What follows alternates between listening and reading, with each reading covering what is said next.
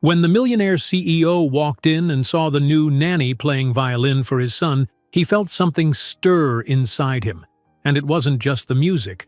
But before we dive into the full story, let me know where you're watching from and what time it is. Now, subscribe to the channel and let's get started. He had built an empire with his own two hands, yet Maxwell Donovan could not predict how quickly a single moment would overthrow his carefully crafted world. Until recently, his daily life was measured in market shares, board meetings, and the satisfaction of seeing Donovan Enterprises flourish under his watchful eye. Little did he suspect that destiny would place a new nanny in his mansion, someone who would change not just his son's life but also awaken feelings in Maxwell that he thought long buried. On a misty morning, the private car brought this mysterious new nanny to the Donovan estate. Her name was Seren Blake, a woman whose resume spoke of discipline and grace but revealed little of her personal story. With her violin case in hand, Seren emerged from the car, eyes scanning the sprawling manicured gardens that led to the mansion's massive oak doors. Towering pillars framed the entrance, and antique windows reflected the early sun. There was a subtle hush to the property, a serene hush, as though every statue in the courtyard held its breath for her arrival. Inside, Maxwell's son, Lucas, was slouched on a window seat in the grand foyer, his shoulders heavy with the weight of a sorrow the staff tried not to mention. Before Seren's arrival, the boy had refused lessons of any sort, pushing away tutors and caregivers who offered nothing but polite forms of discipline and cold structure. No one seemed able to break through the walls he'd built after his mother's passing. Maxwell, though wealthy beyond measure, could never find the right words or gestures to bring solace to the child. Surrounded by wealth yet lacking the warmth a family requires, Lucas's loneliness remained a puzzle that nannies after nannies failed to solve. And so that first morning, Seren made her way into the foyer where father and son waited in uneasy silence. Maxwell maintained his usual composure, an impeccable charcoal suit, hair perfectly groomed, and an expression of unwavering self-command that always served him in negotiations. However, on that day, he felt unsteady. It was not the business side of him that was uncertain. It was the father who felt powerless, confronted by all these unsuccessful attempts to bring light back into his child's world. Lucas clung to a stuffed dog, a relic from happier times, yet the boy's eyes revealed no eagerness, just cautious curiosity. Seren approached and introduced herself softly, setting the violin case down on the marble floor. "Lucas, it's a pleasure to meet you," she said, smiling in a way that showed genuine kindness, rather than a forced demonstration of maternal imitation. Maxwell, arms folded, observed with guarded skepticism. He had read that Seren's background included music therapy and multiple recommendations praising her commitment to children. She was said to be patient, calm, dedicated, exactly the kind of presence that might reach Lucas. But after so many short-lived attempts by others, Maxwell had lost faith in glowing references. He gave Seren a curt nod, standing tall while ignoring the flutter of nerves in his chest. Perhaps Lucas sensed something unique about this nanny, or perhaps it was the peaceful aura Seren projected. Before the silence could become suffocating, the boy glanced at the violin case. His expression changed, just slightly, from hollow disinterest to a flicker of curiosity. Maxwell caught that small shift and felt something inside himself respond with hope and guilt. Had he, in his obsession with success, left his son to endure heartache alone? Seren, as if by instinct, reached for the violin case. She opened it slowly, revealing a beautifully polished instrument. Without a word, she lifted the violin under her chin and prepared the bow. In that moment, the grandeur of the Donovan home seemed to fade into the background. There was only Seren and her violin. A hush fell across the foyer, so profound that one could almost hear the rise and fall of each breath. The melody that followed was gentle, yet brimming with life. It floated through the high ceilings and marble halls, filling the emptiness that had so long resided in that space. Notes soared up the grand staircase, seeped under closed doors, and laced themselves through the crystal chandelier that refracted morning light into tiny rainbows. Lucas's stuffed dog slipped from his arms, and the boy took a slow, almost disbelieving step forward. Meanwhile, Maxwell, who had begun with stiff disapproval, felt his heart inexplicably tighten.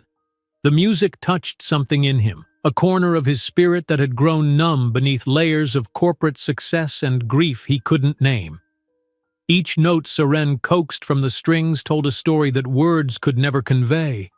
It was a lullaby for loss, a promise of hope, and an invitation to dream. Soon Lucas stood at Serene's side, mesmerized. His eyes glistened with an emotion that Maxwell had feared was lost forever: wonder.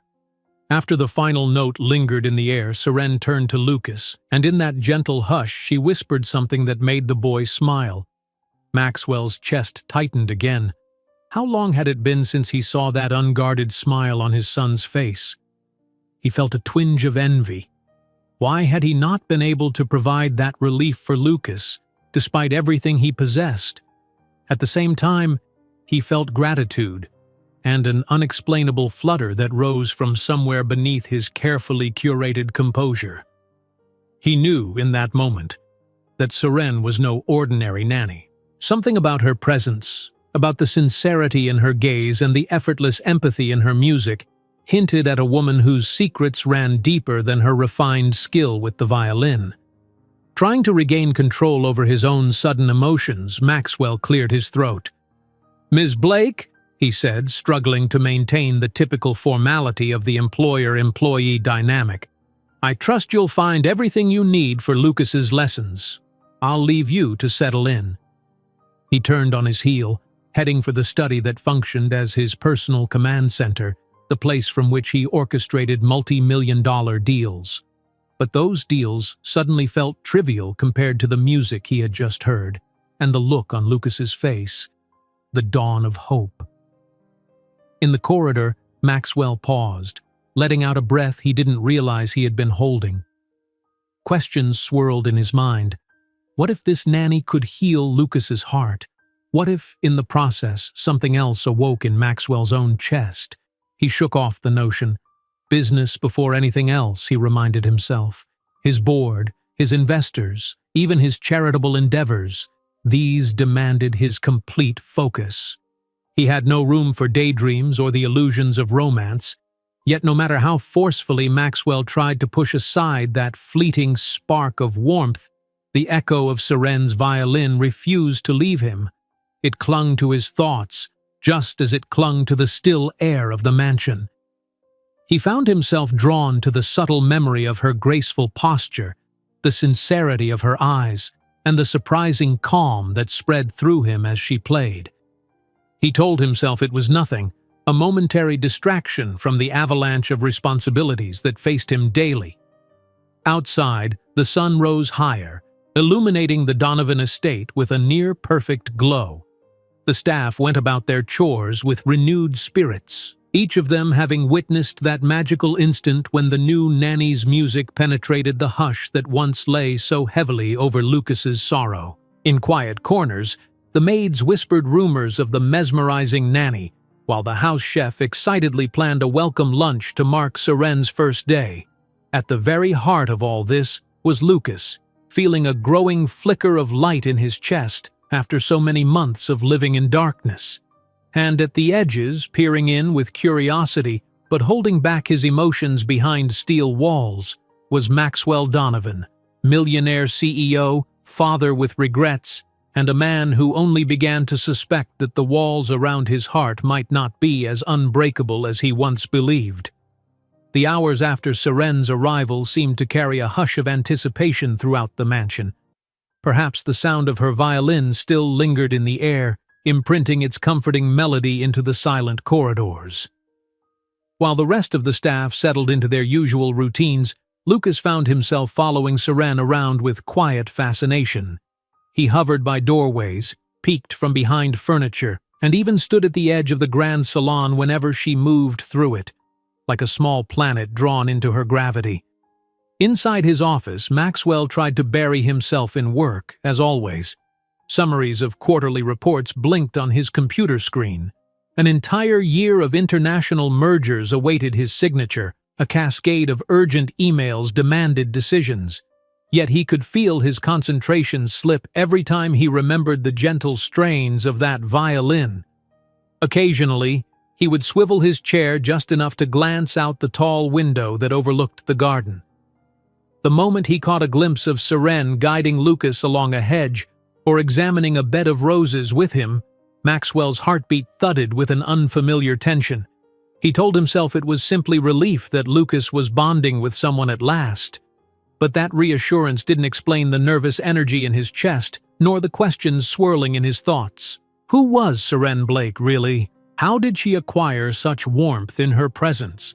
A radiance that neither fawned nor intimidated. While he had read her references thoroughly, they were more like footnotes to the complicated enigma he now witnessed, an enigma that both intrigued and unsettled him. "You're getting too invested," he muttered under his breath, annoyed at the crack in his own armor of self-control. Business demanded clarity, cold logic, and he had to remember that her presence was strictly professional. His company's entire future was at stake with upcoming negotiations. He had no time for personal entanglements.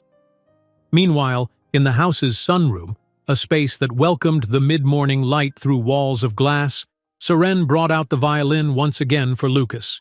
This time, she placed the bow in his hands, letting him feel the gentle pressure of its hair across the strings. Lucas's eyes lit up with awe. Though the resulting sound was a squeak, the boy gave a breathless laugh. Seren returned that laugh with a soft smile, carefully guiding his posture and grip. A few more hesitant attempts, and the squeak transformed into a fragile note that wavered, but also signaled possibility. Lucas turned to her with a shy grin. "It's really okay if I try this?"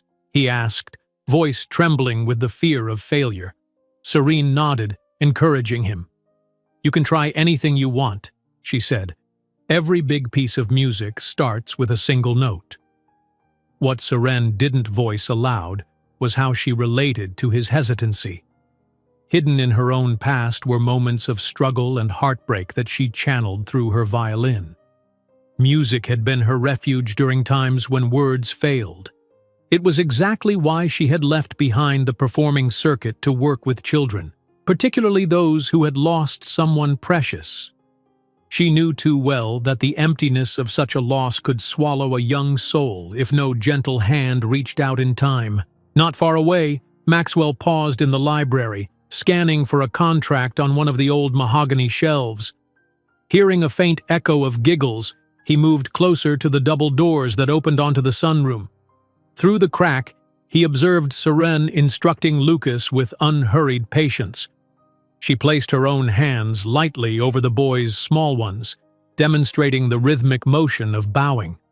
Maxwell noted how the morning light highlighted the softness of her features and how Lucas looked reborn. The boy's eyes shone, the gloom replaced by curiosity and a budding passion. A tender ache coursed through Maxwell's chest, one he couldn't decipher. He recalled the day, not so long ago, when Lucas had refused to leave his bedroom after his mother's funeral. How Maxwell had knocked quietly, bearing half a dozen expensive gifts to coax the child into normalcy. Yet no toy, no gadget, no fancy trip overseas could pry open the fortress of grief in his son's heart. Maxwell had felt paralyzed, ashamed of the father he couldn't be. But now, witnessing a single morning in Serene's company, he saw more progress than in the entire year he desperately tried to fix things on his own. The sudden realization of that fact shook him. Some part of him felt an instinct to protect Lucas from heartbreak. What if this closeness with Seren was just a temporary salve? But another part of him felt an unfamiliar glimmer of gratitude, even longing. He withdrew from the doorway before they could see him, returning to his library seat. He rubbed his temples, ignoring the printed words on the contracts in his hands. Sleep had eluded him for weeks, and there was a weariness behind his eyes that success and wealth could never soothe. And now, here was a nanny who not only promised to help Lucas, but was beginning to challenge the emotional distance Maxwell had built around himself. A gentle knock startled Maxwell from his thoughts. He straightened his shoulders as the door opened, revealing Seren, still holding the violin by her side. She offered a polite nod. "Mr. Donovan, may I come in?" "Of course," he replied, his tone cooler than he intended. She stepped into the library, glancing around at the endless rows of leather-bound books. "Lucas is taking a short break," she explained, voice laced with quiet excitement. "I hope you don't mind, but we ventured through the rose garden. He asked a lot of questions about the family who lived here before." Maxwell closed the contract he wasn't really reading. "He never shows that much curiosity these days," he remarked, half in awe. "I appreciate all you're doing." Serene acknowledged his gratitude with a modest smile. "He's a bright child, just hurting deeply. He'll be fine, given time and understanding." Her gaze flickered to a photo on the desk, a snapshot of Maxwell, Lucas, and his late wife at a charity event years ago. The child in the photo was so much smaller, wearing a broad grin and holding onto both parents' hands. She remembered reading about the tragedy that had struck this family, about the accident that had left them reeling. Maxwell noticed the direction of her eyes. "I've kept her picture there as a reminder," he said, voice subdued. "Sometimes I wonder if it's more painful for Lucas to see it. Maybe it just reminds him every day that she's not here." Serene listened, feeling his hesitation. "Memories can bring comfort and pain in equal measure," she said softly. "It helps if someone is there to hear the story behind each photograph, to keep the happier moments alive." He cleared his throat, a distant look in his eyes. "Lucas never talks about her. No matter how hard I've tried, he shuts me out." "Perhaps there are things he can't say in words just yet," Seren suggested. "Music can be a path to expressing what's buried. I've found that a violin's notes, or even the act of just gently bowing the strings, can help a child release pent-up feelings." "I appreciate your approach," Maxwell said after a pause. "I've not been the best at dealing with emotional matters myself. I'm trusting you to do what you must for him." His tone was formal, but there was a subtle softness in his eyes. Serene nodded, aware that beneath Maxwell Donovan's polished exterior lay a tangle of guilt and love he didn't quite know how to untangle. "I'll do my best," she promised. "He's already taken to the violin more than I expected. It's as if some corner of him had been waiting for it." Maxwell managed a faint, genuine smile. "Well, if there's anything you need, additional supplies, a better space to practice, just let the staff or me know." The moment felt both intimate and formal, as if they stood at the edge of two different worlds, neither sure how to bridge the gap. Seren offered a small bow of her head, then excused herself to go check on Lucas. Maxwell watched her go, noticing how her footsteps were quiet but purposeful, and how her presence seemed to leave the air charged with something he couldn't quite name. When he was alone again, he resumed flipping through the pages of the contract. But the text blurred, overshadowed by the memory of their conversation. Maxwell suddenly felt the press of responsibilities anew, an avalanche of demands. He was a man who built skyscrapers and orchestrated deals across continents. He had no business feeling this disoriented over a single nanny, and yet his mind traveled back to that fleeting look in Seren's eyes, an empathy so genuine it made him wonder if she too carried hidden scars. Just then, his phone buzzed. A text from his executive assistant reminded him of a conference call in under 10 minutes. He exhaled slowly, gathering his composure and stepping into the role that the world expected of him, the decisive leader, the unstoppable force. But even as he prepared to dominate that high-stakes call, a quiet melody kept playing in his head, The memory of Seren's violin, the flash of Lucas's rare, hopeful smile, and the unsettling notion that for the first time in years, Maxwell wanted something outside the realm of business success, a chance at true connection, both for his son and, perhaps, for himself. Soon after their brief conversation in the library, Maxwell hurried to his study for a critical video conference with international investors. Even as he settled into the leather chair behind his imposing mahogany desk, part of him remained elsewhere, imagining the sight of Lucas, enthralled by a violin, guided by the soft instructions of a woman who seemed to radiate warmth. He tried to push the thought away and focus on the shifting numbers on his laptop screen.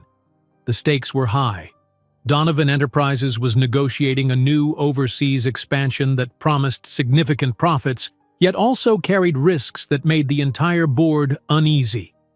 A flicker of guilt tugged at Maxwell's thoughts. While he had always been an expert at juggling complex demands, the question whispered, had he neglected something far more important than any business venture, his own son's well-being? The call commenced, and a lineup of stern-faced executives appeared in separate windows on his screen. They were corporate power brokers from around the globe, all awaiting Maxwell's confident words. He had built his career on unwavering composure. He was the man with all the answers. As Maxwell strategized, responded to pointed questions, and smoothed over concerns, he found an unexpected calm in the memory of Seren's music earlier that day. He was used to battling tension with pure willpower. This time, an image of Lucas's timid smile and the hush of that violin offered a gentler sort of grounding. His voice resonated with unerring authority, guiding the conversation through financial complexities and risk mitigation. When the final handshake was metaphorically exchanged, the deal was set to move forward. Pleased applause filled the conference line, and Maxwell ended the meeting with an efficient nod. Afterwards, he leaned back, eyes closing for a moment as he allowed the adrenaline to recede. The corners of his mouth curved into a slight private smile. If his colleagues could see him now, finding solace not in the numbers, but in that fleeting recollection of a new nanny's violin. He shook his head, perplexed yet strangely content. A soft knock at the door disrupted his reflections. His assistant entered, carrying a sheaf of documents. The man, typically unflappable, wore a hint of surprise on his face. "Sir, the negotiations went extremely smoothly. I assume we'll celebrate, or at least inform the board that everything's on track?" Maxwell nodded, forcing his mind to the present. "Yes, of course. Prepare a statement for the board. Let them know we've mitigated the risk factors. Draft a press release for next week." His assistant lingered, as though sensing Maxwell's unusual distraction. Then, discreetly, the assistant withdrew, leaving Maxwell to gather his papers and thoughts. It was nearing midday, and Maxwell realized, with mild surprise, that he felt a faint urge to see how Lucas was doing. In the past, that duty would have been delegated to whichever caretaker was on staff. He was never one to supervise day-to-day routines. But something had changed. Instead of locking himself away in his study, he strolled through the corridors, reacquainting himself with the mansion. He passed various staff members who greeted him respectfully. Many wore subtle smiles he couldn't quite decipher. Perhaps they had also noticed Lucas's improved spirits. At the far end of the east wing, Maxwell found the door to the music room slightly ajar. It was a space rarely used, containing a grand piano that once belonged to his late wife and a few stands for sheet music. There, he saw Seren and Lucas sitting on the piano bench together. Lucas had the violin balanced on his shoulder while Seren pressed a single piano key, repeatedly giving him a note to match. Lucas, brow furrowed in concentration, drew the bow. The resulting tone was hesitant but nearly aligned with the note she played. With a whoop of excitement, Lucas turned to Seren and they both laughed. It was a sound so genuine that Maxwell felt his throat tighten. He stood in the doorway, observing. Serene noticed him, meeting his gaze with a welcoming nod before turning her attention back to Lucas. "Let's try that one more time," she said. Breathe in gently and release the note slowly. No rush. Lucas inhaled, then glided the bow more gracefully than before. This time the note resonated with surprising clarity. Maxwell found himself clapping softly, prompting Lucas to twist around in delight. "Dad, did you hear that?" "I sure did," Maxwell replied, walking in. "Not bad, champ. You're picking it up quickly." He stopped himself from adding more, uncertain how to proceed. Usually, father-son interactions felt stilted since the loss of Lucas's mother. But now the moment felt natural. Lucas beamed, wide-eyed, as if relieved and proud that his father had witnessed his small triumph. Serene stood, letting father and son share that instant.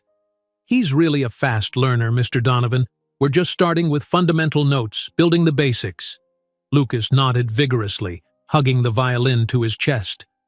"She says if I keep practicing, I can learn a simple tune in a few weeks." His voice soared with excitement. Maxwell's heart tugged. It had been too long since his child sounded thrilled about anything besides a fleeting gadget. Even the staff would confirm. Lucas's joy was a rare commodity these days. Seren took a step back, respecting their personal space. "I'll go check if the lunch menu needs adjusting," she suggested gently. "I know Lucas likes simpler meals, mac and cheese or pasta, right?" The boy nodded shyly. "Then I'll speak with the chef." She looked at Maxwell. "Would you like anything special, sir? Perhaps something light after your busy morning?" Caught off guard by her thoughtfulness, Maxwell simply shrugged. "Whatever the chef recommends is fine." He hesitated, then added, "Thank you, Ms. Blake." She offered a kind smile and left, leaving father and son under the watchful glint of sunbeams through the tall windows. Lucas hopped off the bench, carefully placing the violin in its stand. He turned to Maxwell, shifting from excited to uncertain. "Dad, do you really think I can learn to play for real? Like Mom did on the piano?" The question struck Maxwell like a spear through the chest. His wife had loved music passionately. The grand piano behind them was her pride and joy. Yet after her passing, neither Maxwell nor Lucas had dared to lay a finger on it, as though the memory was too sacred or too painful to disturb. Maxwell swallowed, stepping closer to the boy.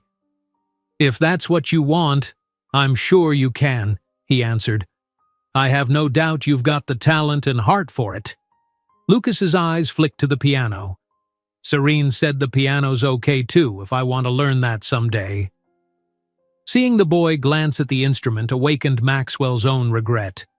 "One step at a time," he said softly, "but I think your mother would be happy to see you finding music again." The child nodded, blinking away the tender emotion. Then, without warning, Lucas wrapped his arms around Maxwell in a rare hug that momentarily robbed the father of breath.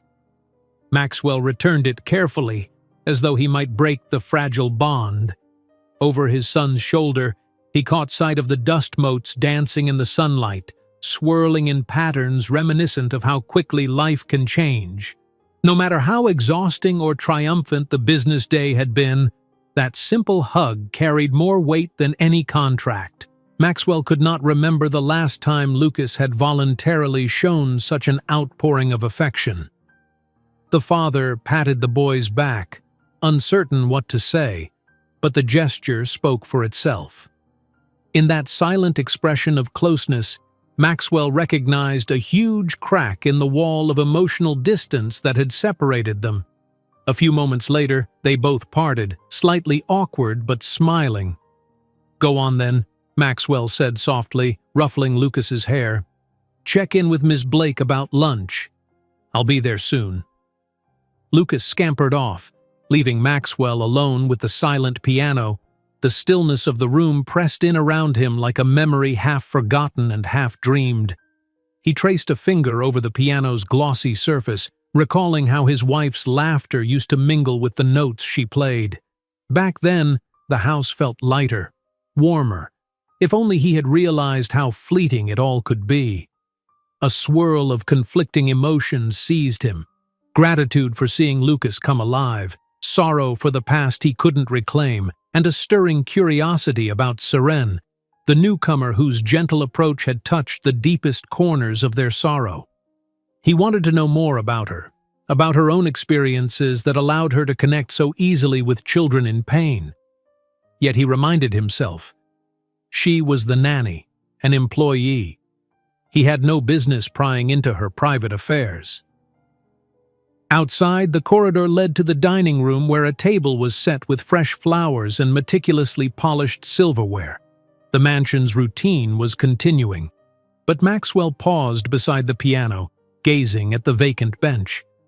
His mind drifted to those times his wife had asked him to sit next to her while she practiced a new piece, the two of them sharing a melody, both unafraid of mistakes because they were together.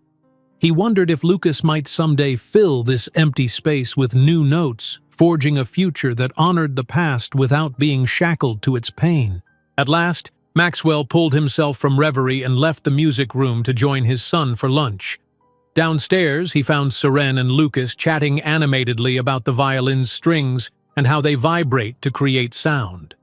The chef approached, announcing a simplified menu for the boy and something suitably refined for Maxwell, who gave only an absent nod, attention fixed on the glow in Lucas's eyes. During the meal, Maxwell marveled at how calmly Lucas handled conversation with Seren. The boy asked about violins, about whether he might ever play the piano again, even about how musicians traveled the world performing. Seren, answering gently, spoke of countless wonders, never patronizing him. Occasionally, her gaze shifted to Maxwell, and in those moments an unspoken understanding seemed to pass between them. A recognition that Lucas was on a path to healing and that perhaps they both had roles in guiding him there. After lunch, the staff cleared the plates.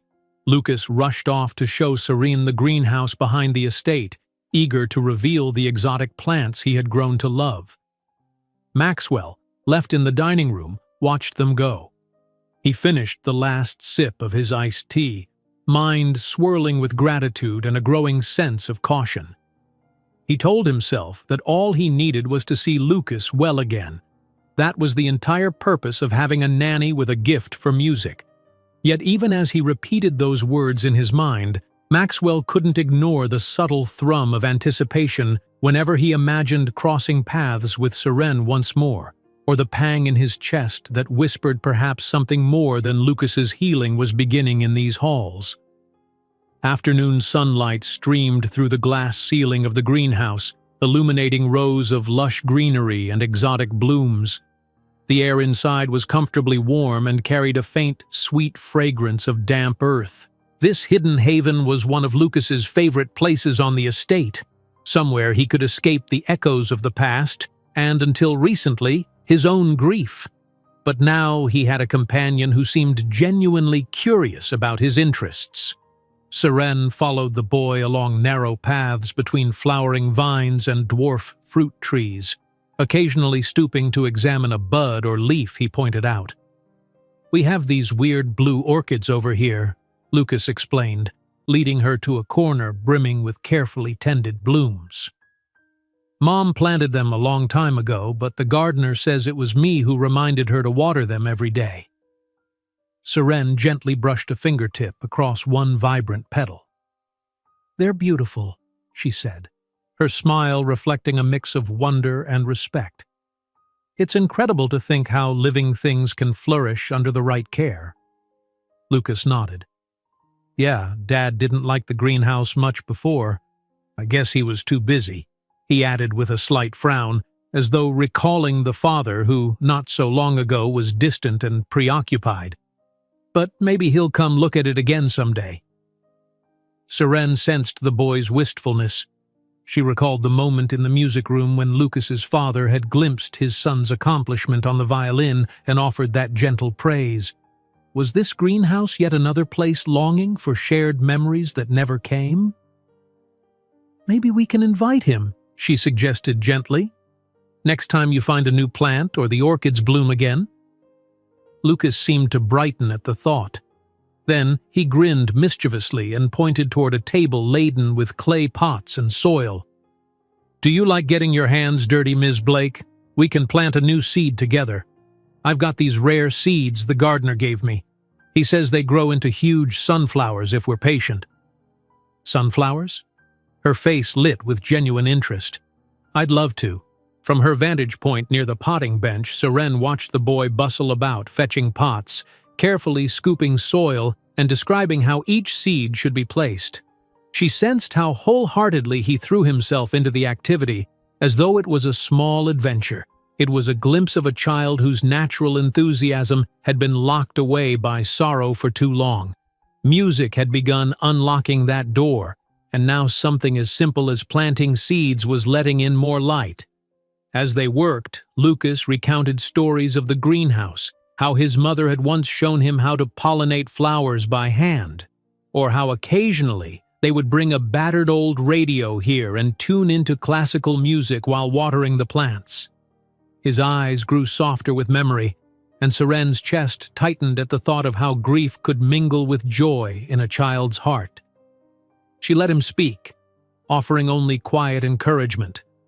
At one point, Lucas paused and glanced at her, as though something else weighed on his mind. "Ms. Blake, do you really think music can make sad feelings go away? Sometimes I play a note, but then I remember Mom, and it hurts." Serene carefully set down the seed packet. "Music doesn't always make sadness disappear," she said softly. "But it can help us carry that sadness. When it feels too big inside, letting it out through a note or a song can lighten the burden." She hesitated, choosing her words. "You know, I've had my own sadness before. Playing the violin never erased it, but it gave me somewhere safe to put it." The boy fell silent, studying her face. She rarely spoke about herself, but a sliver of vulnerability showed. "It helped you?" he asked, voice subdued. She nodded. "Yes, it helped me remember that even when life seems dark, there are still melodies, still moments of beauty worth holding on to." She placed a hand gently on his shoulder. "And you have so much beauty inside you, Lucas. I can hear it in every note you play, even if it squeaks sometimes."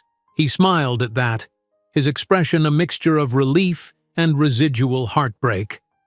Serene's words seemed to linger in the greenhouse, mingling with the soft rustle of leaves overhead. They resumed potting the sunflower seeds, pressing each one carefully into the soil and adding just enough water.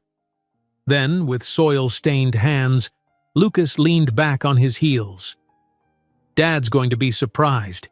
He doesn't know I'm planting more flowers," he said with a tentative grin. "He'll probably say I should have told him first, but, well, it's okay, right?" "Of course it's okay," Seren responded. "He'll be happy to see what you've grown, and if it makes you feel better, we can tell him together." The boy considered that for a moment and shrugged good-naturedly. "You talk to him better than I do, though. He always seems so serious with me."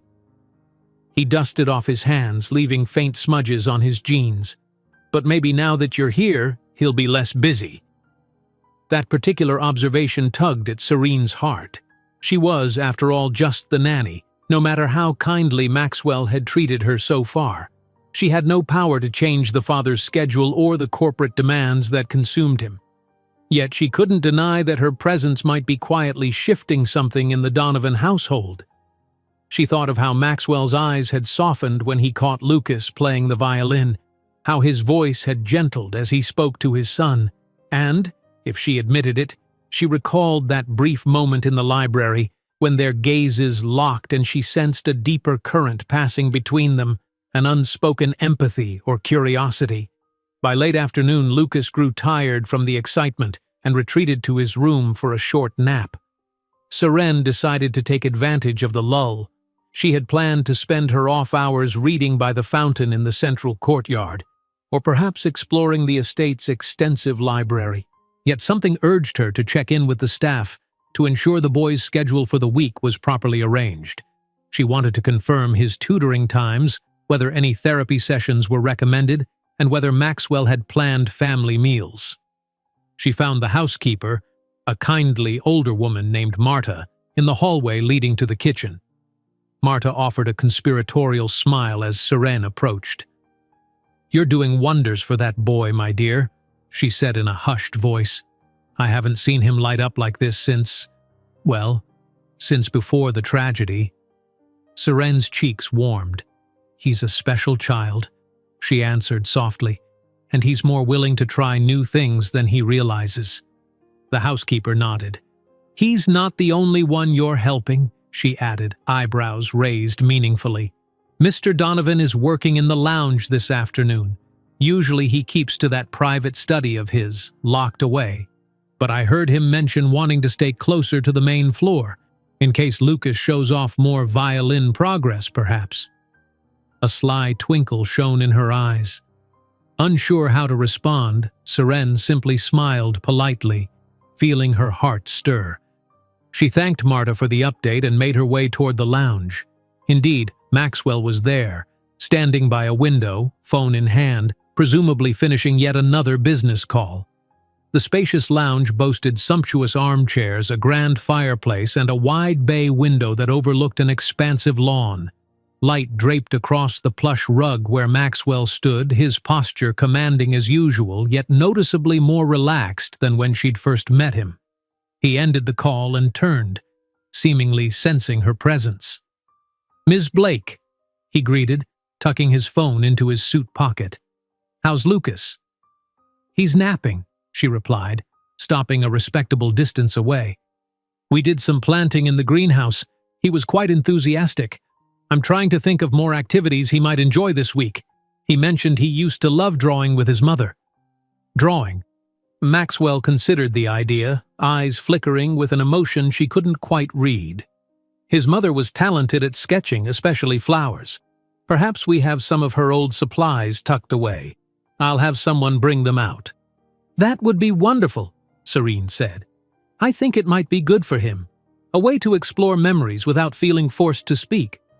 She paused, choosing her words carefully. "He also asked about you joining us in the greenhouse sometime." At that, Maxwell's composure shifted, just enough for Seren to notice. A faint longing or regret crossed his features. I've never been much of a gardener," he confessed. Then a wry smile tugged at his lips. "But if it encourages Lucas, I'll see what I can do." She nodded. "I believe he'd be thrilled." An unexpected warmth blossomed between them, a shared understanding of the boy's fragile optimism. They stood in silence for a few moments, neither rushing away. The mansion felt strangely tranquil, its usual undertone of formality softened by a shared purpose, helping Lucas reclaim his childhood. Seren was about to excuse herself when Maxwell cleared his throat softly. "You know," he began, gaze drifting to the streaks of late-afternoon sun hitting the rug, "it's been quite some time since the house felt like a home. I just wanted to say that your arrival seems to have sparked something we've been missing." Surprise flickered in Seren's eyes. She dipped her head. "I'm glad if my work is helping Lucas. And you." "Still," Maxwell said, eyes meeting hers, "this is beyond what a typical nanny might do. You've taken on roles I never expected: music teacher, emotional counselor, friend to him." He hesitated, then added in a quieter tone, "I can't remember the last time Lucas wanted me to join him anywhere, or the last time he tried something new with genuine excitement." She heard the unspoken subtext. "He's healing, and I'm grateful, but also uncertain what to do next." Seren folded her hands, fighting a faint tremor in her chest. "Sometimes children just need to be seen," she replied gently. "Lucas has a lot to say if we listen." Maxwell's lips pressed into a thoughtful line. "And what about you, Ms. Blake? I realize we've barely discussed your own background. Perhaps sometime I could ask you—" He seemed to catch himself and abruptly shifted to a more formal tone. "I mean, in a professional sense, it might help me understand your methods better." Their eyes locked for a moment. Seren felt a sudden anxiety, a flicker of her own guarded secrets swirling beneath her outward calm. She gave him a polite smile.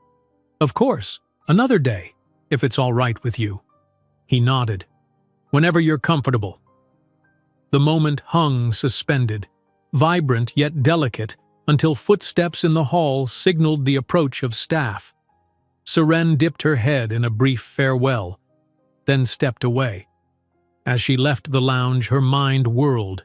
In Maxwell's presence, she sensed something more stirring, a connection built on mutual concern for Lucas, yes, but also a subtle resonance of two souls each carrying heartbreak in different ways.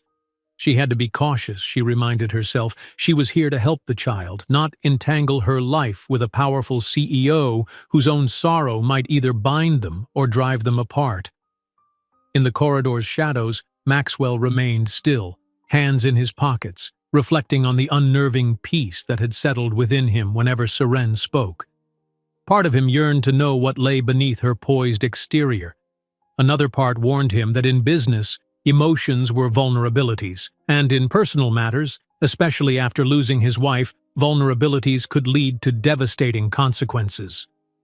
Yet, the gentle presence of Seren Blake lingered in his thoughts, intertwining with the sweet memory of Lucas's renewed laughter, reminding Maxwell that some risks might be worth taking.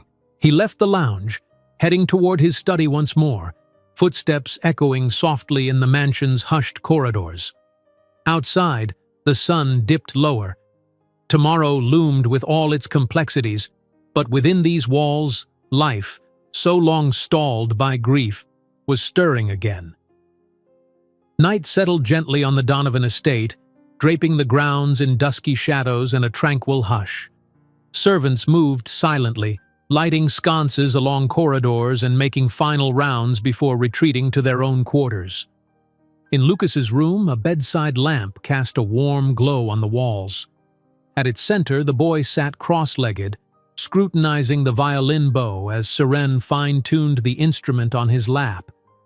"I've never practiced at night," Lucas confessed, eyes flicking between Serene's calm hands and the shadows dancing on the ceiling. "It feels different." Seren smiled softly. "Sometimes when the house is quiet, you can hear each note more clearly. It's like the whole world is listening." She brushed the bow across the strings lightly, producing a low, gentle hum. "We won't do much tonight, just a few minutes to help your muscles remember." Lucas nodded, setting the violin beneath his chin. His small fingers trembled a bit. Seren noticed and placed her hand over his wrist. "Slowly," she reminded him, "and if you squeak, that's okay. We learn best by mistakes." The first note emerged uncertain, wavering across the stillness. Yet Lucas steadied his arm, exhaling as Seren had taught. The next attempt blossomed clearer, a fragile melody testing the limits of silence. For a few moments, time seemed to stop, save for that soft resonance lingering in the dimly lit room. It was in this hushed space, just as Lucas let the bow rest, that Maxwell appeared at the threshold. He knocked lightly on the open door, and Lucas lifted his head. "Dad," he said, with a faint smile. "We were just practicing." Maxwell stepped inside. He looked from Lucas to Seren with a gentle pride in his gaze. "I heard a few notes from the hallway. Sounded promising." Truth be told, Maxwell had closed his laptop and followed that faint melody upstairs, drawn by curiosity, and something else he didn't dare name. Lucas glanced at Seren, then back at his father. "We're done for tonight, I guess. Maybe tomorrow I'll try that little tune."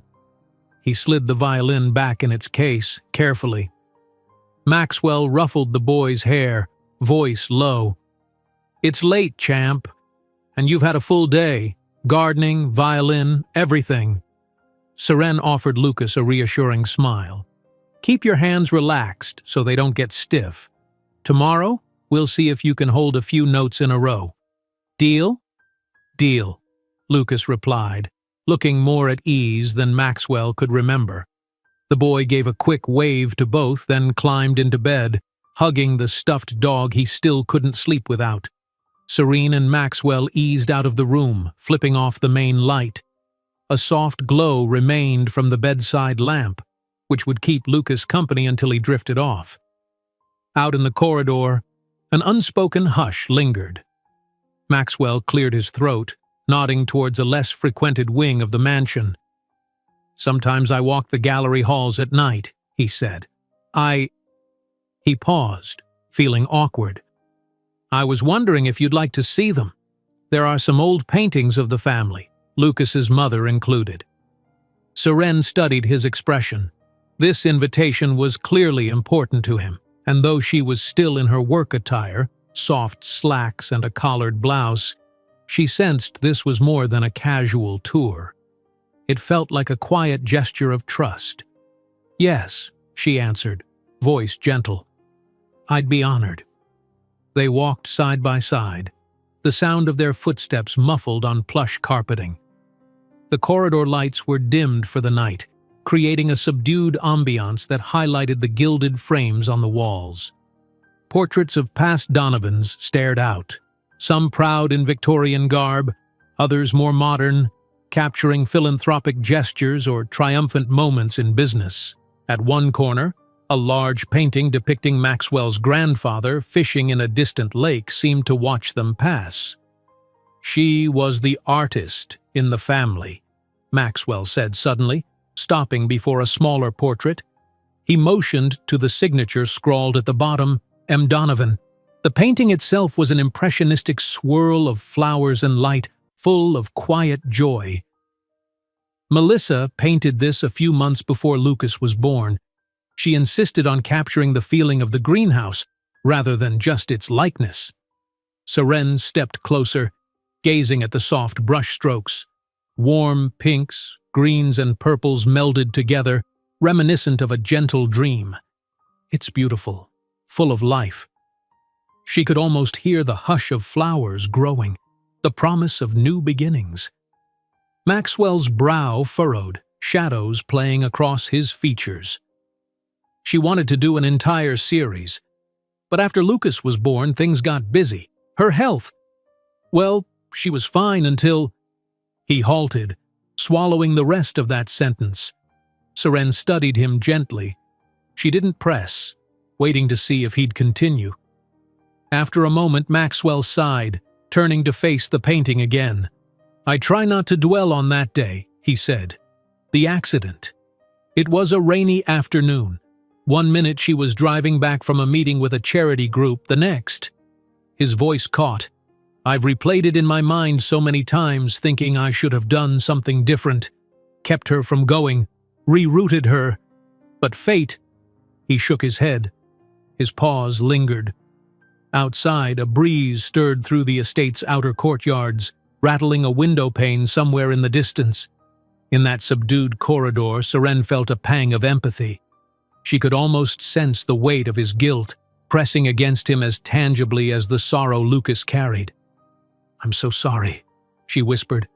"Sometimes we blame ourselves, but tragedies often come without reason or fault." He nodded slowly, pressing a hand to his temple. "I know. Rationally, I know. But logic doesn't fix regret. And Lucas, he hasn't truly spoken about her loss. He acts like if he never mentions her, then maybe the pain won't be real."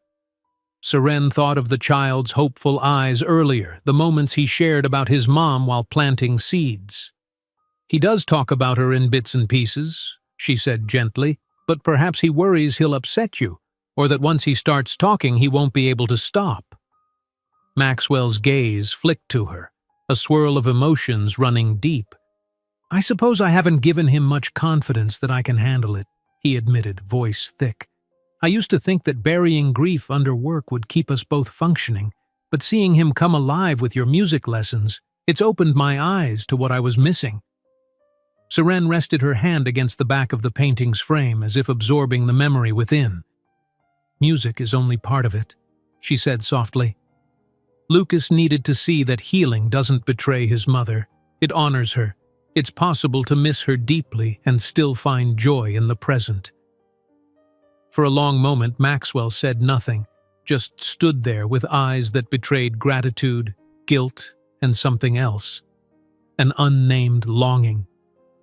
At last he gestured for them to continue along the hall. They passed a few more paintings, some landscapes Melissa had adored, others commissioned works from local artists. Eventually, they reached a tall window overlooking a moonlit courtyard. The moon cast silver reflections on the manicured hedges below. Maxwell exhaled, slipping his hands into his trouser pockets. "You know, this place can feel like a mausoleum at night," he admitted, with every echo reminding me of what's gone. Serene looked out too, noticing how peaceful the courtyard appeared under the lunar glow. "Yet I think it's also full of possibilities," she murmured. "Look at Lucas. He's turning corners every day. Maybe the house can, too." Maxwell's lips curved into a faint smile. "You say that with such certainty. I've seen children find their way through darkness. Adults, too," she replied, her voice steady but tinged with a hint of personal reflection. "We have to let light in, sometimes little by little."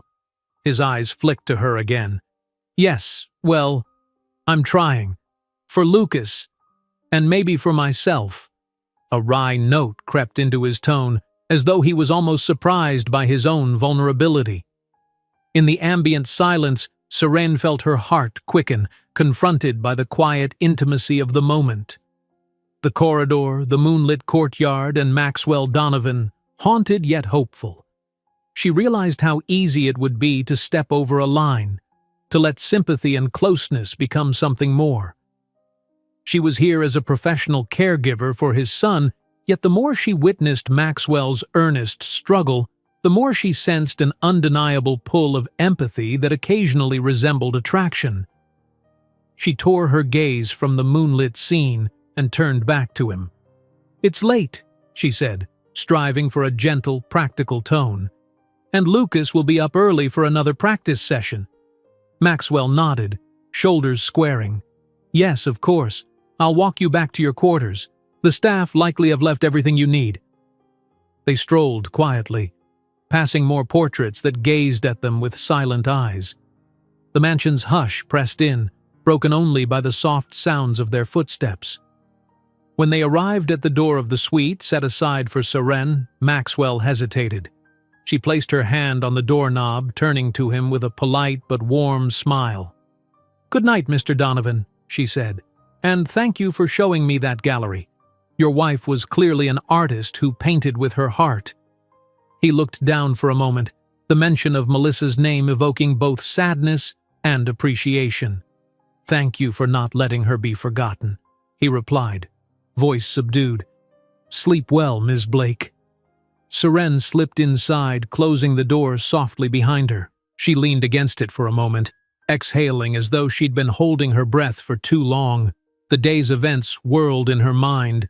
Lucas's hopeful progress, the gentle nighttime practice, Maxwell's revelations about regret, and the poignant moonlit tour of Melissa's art.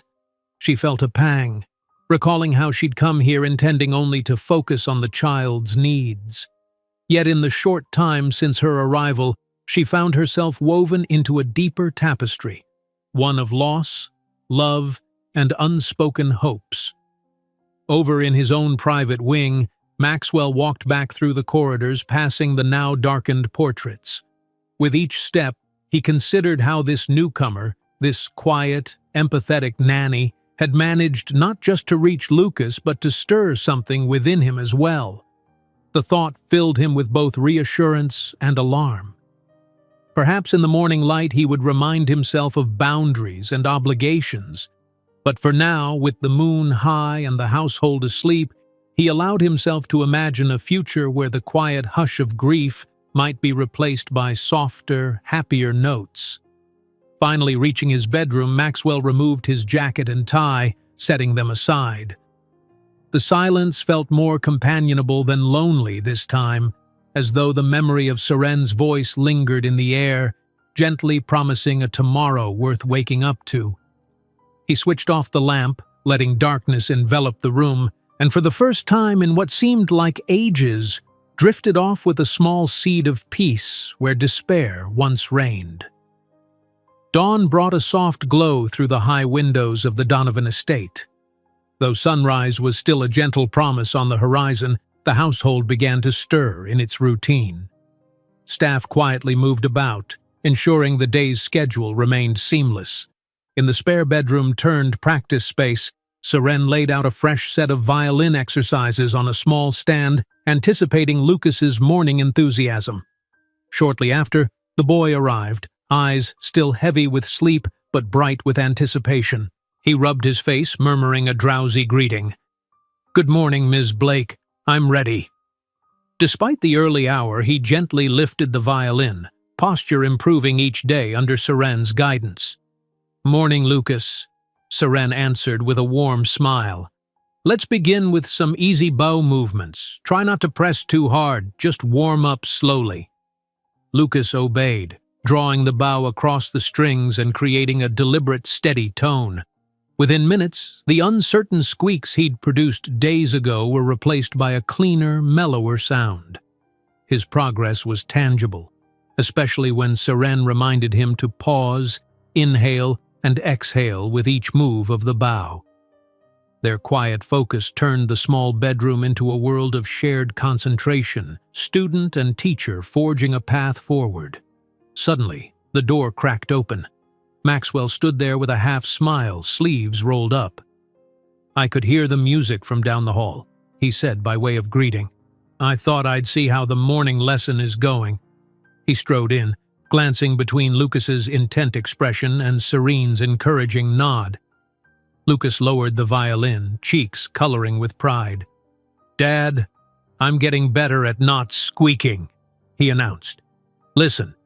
He raised the instrument again, producing a short but sweet phrase, a series of long notes that surprisingly flowed together. It was far from perfect, yet also a clear sign of growth.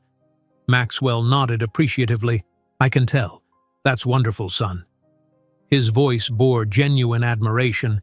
Then, shifting his gaze to Seren, he added, "Thank you for how you managed to make these lessons both fun and disciplined. It's not a small feat." Seren offered a modest tilt of her head. "Lucas is the one doing the real work," she said lightly. "I'm just guiding him." "Still," Maxwell said, "this guidance is invaluable." He glanced at his watch. "I actually have a fairly light morning. No calls until mid-afternoon. So if the two of you aren't busy, I thought maybe we could all share breakfast. Perhaps in the courtyard. The weather looks nice." Lucas looked to Seren, excitement in his eyes. "Please, can we?" It was as if the simple act of having a meal with his father felt like a special occasion. Seren, equally surprised and touched by Maxwell's initiative, nodded. "Certainly, if you'd like."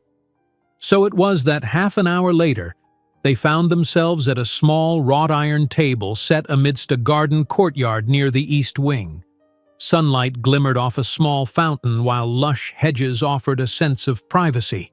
The estate's chef had prepared a spread more casual than formal: fresh squeezed juice, seasonal fruit, scrambled eggs, and a small platter of pastries that made Lucas's eyes light up.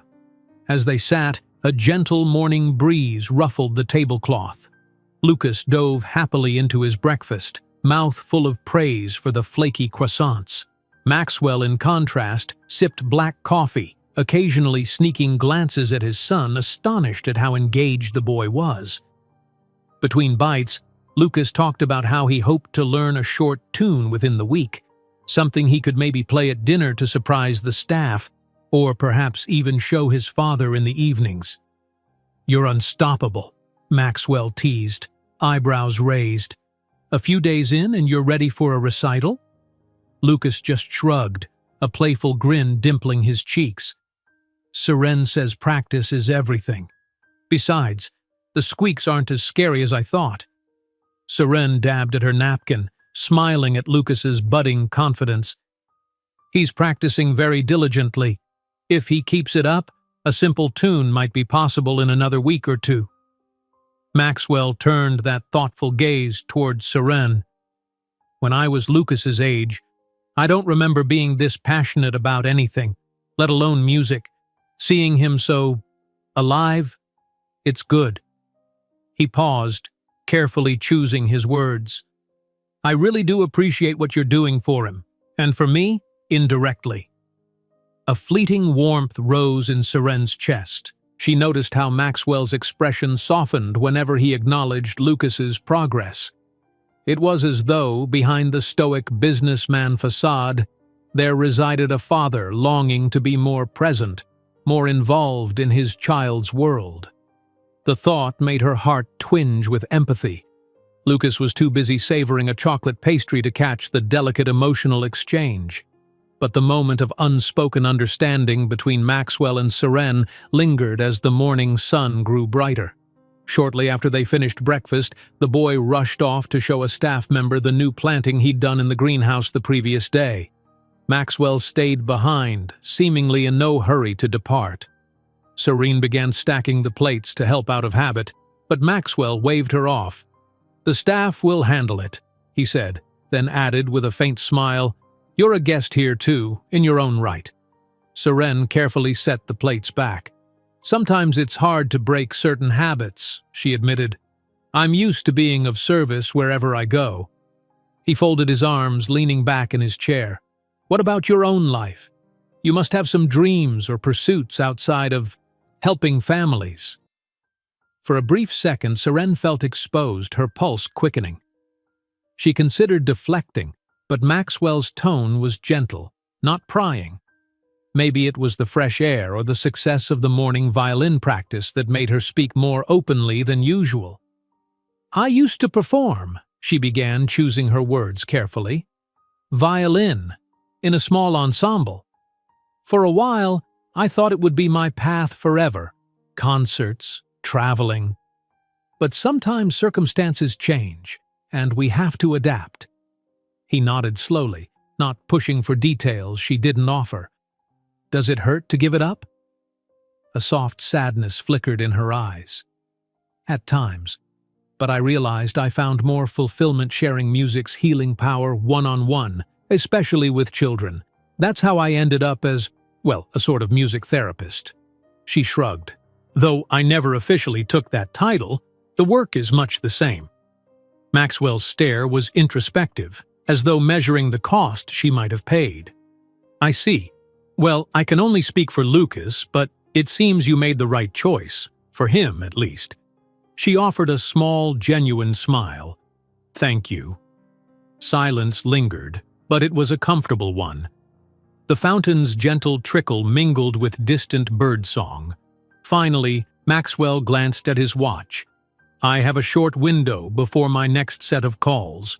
Maybe I'll see how the orchard is faring. We rarely go there anymore, but it used to be full of apple trees my grandfather planted. He hesitated. Would you care to join me? Or I understand if you need to prepare for Lucas's next session. Seren weighed the invitation. It felt personal, more a stroll between colleagues or even friends than a nanny and employer. Yet something in her yearned to say yes. I think Lucas might be busy in the greenhouse for a bit. I can spare a moment if you don't mind. And so they walked side by side along a path that led away from the manicured lawns into a slightly more rustic section of the property. Tall, mature apple trees stretched in tidy rows, their branches swaying in the breeze, leaves glistening. The orchard was quiet, dotted with sunlight and the occasional rustle of small creatures in the undergrowth. It's lovely here, Seren murmured. She placed a hand on a low-hanging branch, brushing her fingertips against a cluster of still green apples. I didn't even realize the estate had an orchard. Maxwell nodded, a nostalgic glint in his eyes. It was once my grandfather's pride. We used to hold small harvest festivals here back when the family was more united. He paused, choosing his next words. After Melissa passed, I rarely had the heart to come down. Life got consumed by my business expansions and, well, everything else. They walked deeper among the trees, the path dappled with sunlight. The conversation that followed was subdued yet earnest. Maxwell spoke of his grandparents' legacy, how the estate had shaped his childhood. Seren responded with little insights about her own upbringing in a more modest home, how music had been the only constant as she moved between communities with her parents. There was no forced intimacy, just two people sharing fragments of personal history beneath a canopy of rustling leaves. Eventually, they reached a clearing where a small wooden bench sat facing a row of aged apple trees. Maxwell gestured for Seren to sit, then joined her. The hush of nature enveloped them. She was acutely aware of how close they were. An accidental nudge could bring their shoulders together. Though an invisible boundary remained, it felt thinner now, softened by mutual respect and the gentle swell of understanding. "I can't recall the last time I had this kind of peaceful moment," Maxwell remarked quietly. "Usually my mind is racing with stock reports, partnership deals, or the next crisis at headquarters." Seren smiled sympathetically. "Everyone deserves moments of quiet, even corporate titans." He chuckled softly, leaning forward to rest his elbows on his knees. "I'm far from a titan, despite what some business magazines claim." A breeze caught his hair. He turned, catching her gaze with a sincerity that flickered in his steel-blue eyes. "It's odd, allowing myself to slow down, especially with a stranger. Yet you don't feel like a stranger anymore." Serene's heart tapped an extra beat. She hesitated, wanting to stay grounded. "We share a goal, Mr. Donovan. Helping Lucas. That's enough to unite people quickly." Her voice was soothing, though something in her chest fluttered at his admission. He nodded in agreement, though the look he gave her suggested more thoughts lay unspoken. For a moment it seemed as if Maxwell might press further, ask more about the burdens she hinted at. But then, faint voices carried from beyond the orchard, staff calling each other, likely preparing for midday tasks. Reality beckoned. Maxwell rose from the bench with a sigh, offering Seren a hand. She accepted it, and their palms met, warm, firm, a quiet spark passing between them. Once she stood, they parted politely, stepping back into their respective roles. Without another word, they walked side by side back toward the main house, a silent understanding woven between them. As they neared the formal lawns, Maxwell checked his phone, scowling slightly. "I'm late for the next meeting," he muttered. Then, with a softer glance her way, he added, "Thank you for indulging this orchard detour. It's helpful, reconnecting with certain places." Seren smiled, tucking a loose strand of hair behind her ear. "I enjoyed it, and I'm sure the orchard appreciated your visit too." A small laugh followed, easing the moment's gravity. He nodded once more, then strode off toward his office, phone already to his ear. Seren lingered, watching him go, feeling both the warmth of the orchard sunlight and the subtle weight of the connection forming between them. Carefully, she reminded herself that her purpose here was Lucas, not her own heart's yearnings. Still, she couldn't deny that Maxwell Donovan was no longer just an aloof figure behind a corporate empire. He was a grieving father, a man finding his way back to living, and she was becoming an integral part of that process. Turning, Seren headed into the house to check on her young pupil. She resolved that no matter the personal stirrings in her chest, the boy's well-being remained her top priority. Yet as she walked, she felt her own heart quietly reminding her that sometimes caring for one soul can gently bind you to another, and that perhaps there was a path toward healing for them all under the estate's ever-watchful skies. A few days passed, each one layering small yet significant changes throughout the Donovan estate. Lucas grew more confident with his violin practice, mastering simple patterns of notes that once sounded impossible to him. His enthusiasm spilled beyond music. He asked questions about painting, rummaged through old art supplies once belonging to his late mother, and begged for extra time in the greenhouse to see how his newly planted seeds were sprouting. Seren, for her part, discovered a gentle rhythm in caring for the boy. Their routine was built on trust and patient exploration. Mornings were for violin warm-ups or short lessons. Afternoons were dedicated to studies or leisure activities, And evenings sometimes found them reading storybooks in a quiet corner or taking a slow walk through the corridors so Lucas could show her every nook and cranny of his sprawling home. The house staff, once so formal and measured, now seemed to bubble with discreet admiration for the bright transformation in the household's atmosphere. Maxwell observed these shifts from various vantage points, divided as he was between fatherhood and the unrelenting demands of his corporate life. His conferences continued with a relentless pace. Phone calls, legal documents, negotiations with international partners, yet more and more he found himself stepping away for small moments, to hear Lucas attempt a new melody, to join an impromptu lunch with Seren and his son, or even to walk aimlessly through the orchard as a midday respite. One late afternoon, after Lucas had completed a particularly good session on the violin, Seren sent him to wash up while she put away the instrument. She lingered in the music room tidying loose sheets of practice notes when Maxwell entered, tie loosened, face lined with fatigue. "He did quite well today, didn't he?" Maxwell asked, scanning the neatly stacked pages of exercises. "I heard those notes from the hall. He's controlling his bow more steadily." Seren nodded, pleased pride shining in her eyes. "Yes, he's starting to feel comfortable with the basics. Another week or two and he'll have a simple tune fully under his belt." Maxwell let out a weary sigh, running a hand through his hair.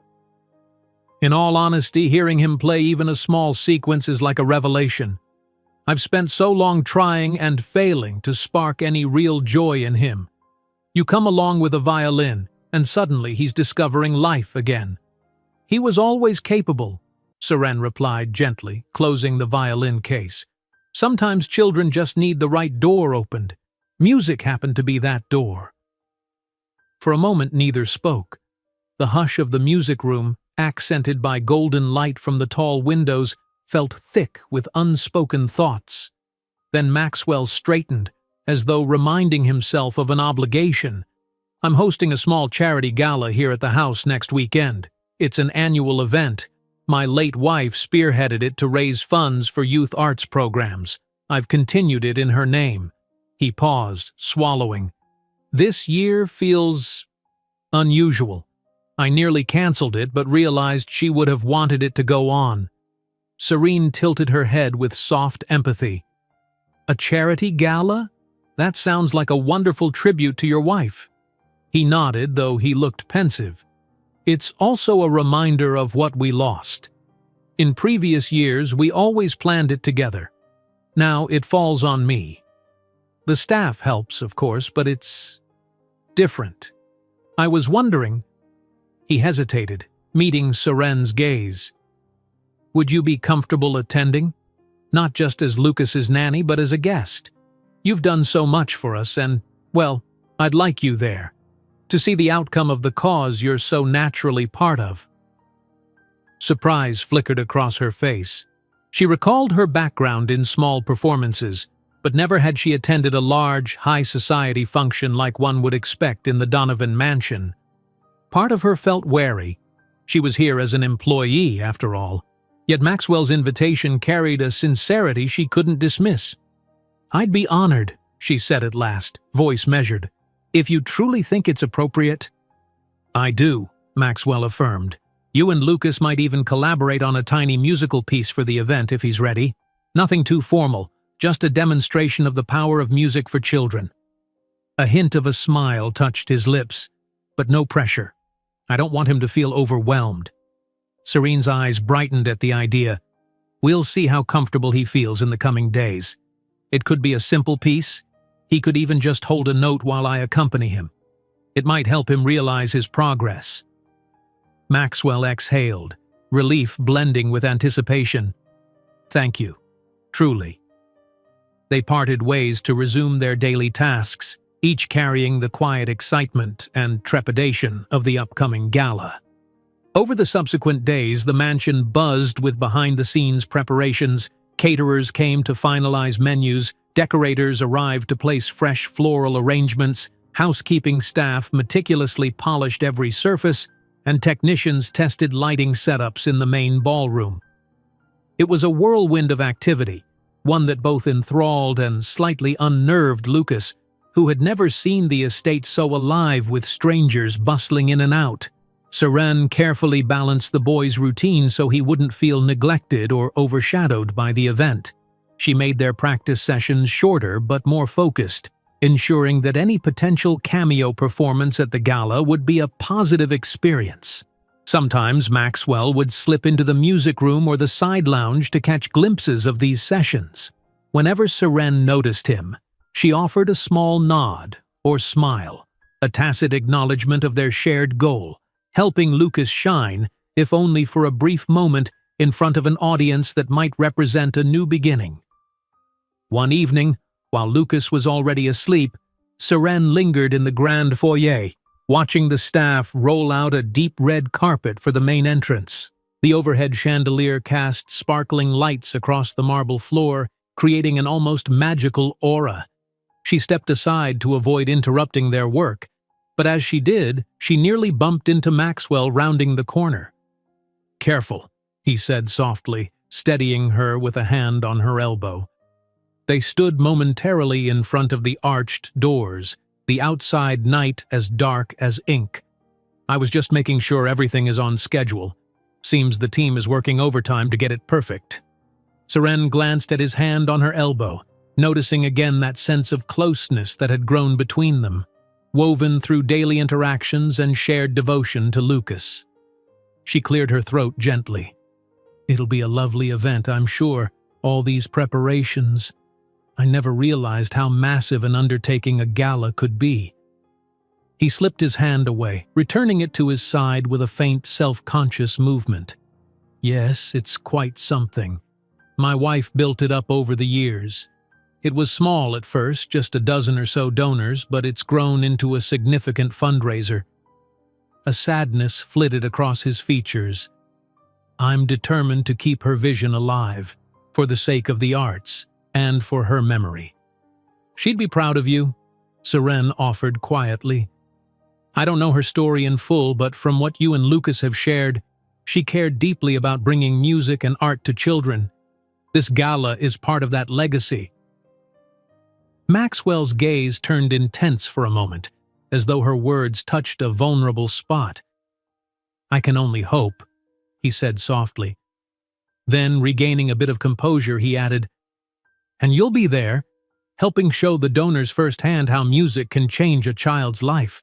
Even if it's just a small demonstration, it might inspire them to give more generously."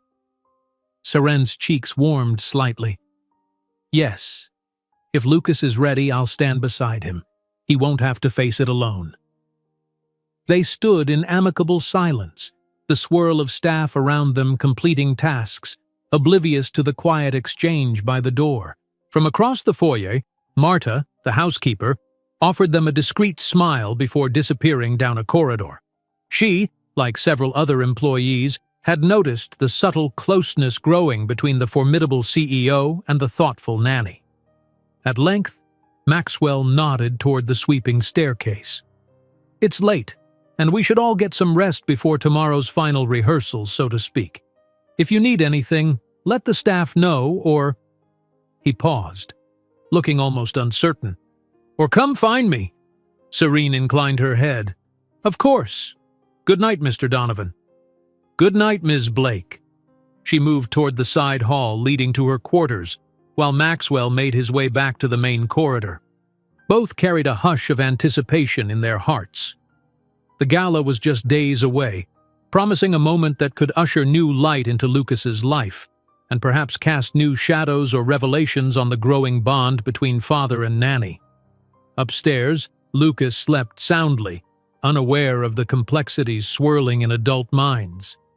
But come the weekend, when the mansion lit up with music, chatter, and formal attire, he would step onto a small stage of his own, buoyed by Seren's guidance and his father's hopeful gaze, and maybe, in that shared spotlight, they'd all find a measure of healing none of them had expected. The day of the charity gala arrived in a swirl of final details and mounting excitement. From the early hours, the mansion seemed to vibrate with purpose.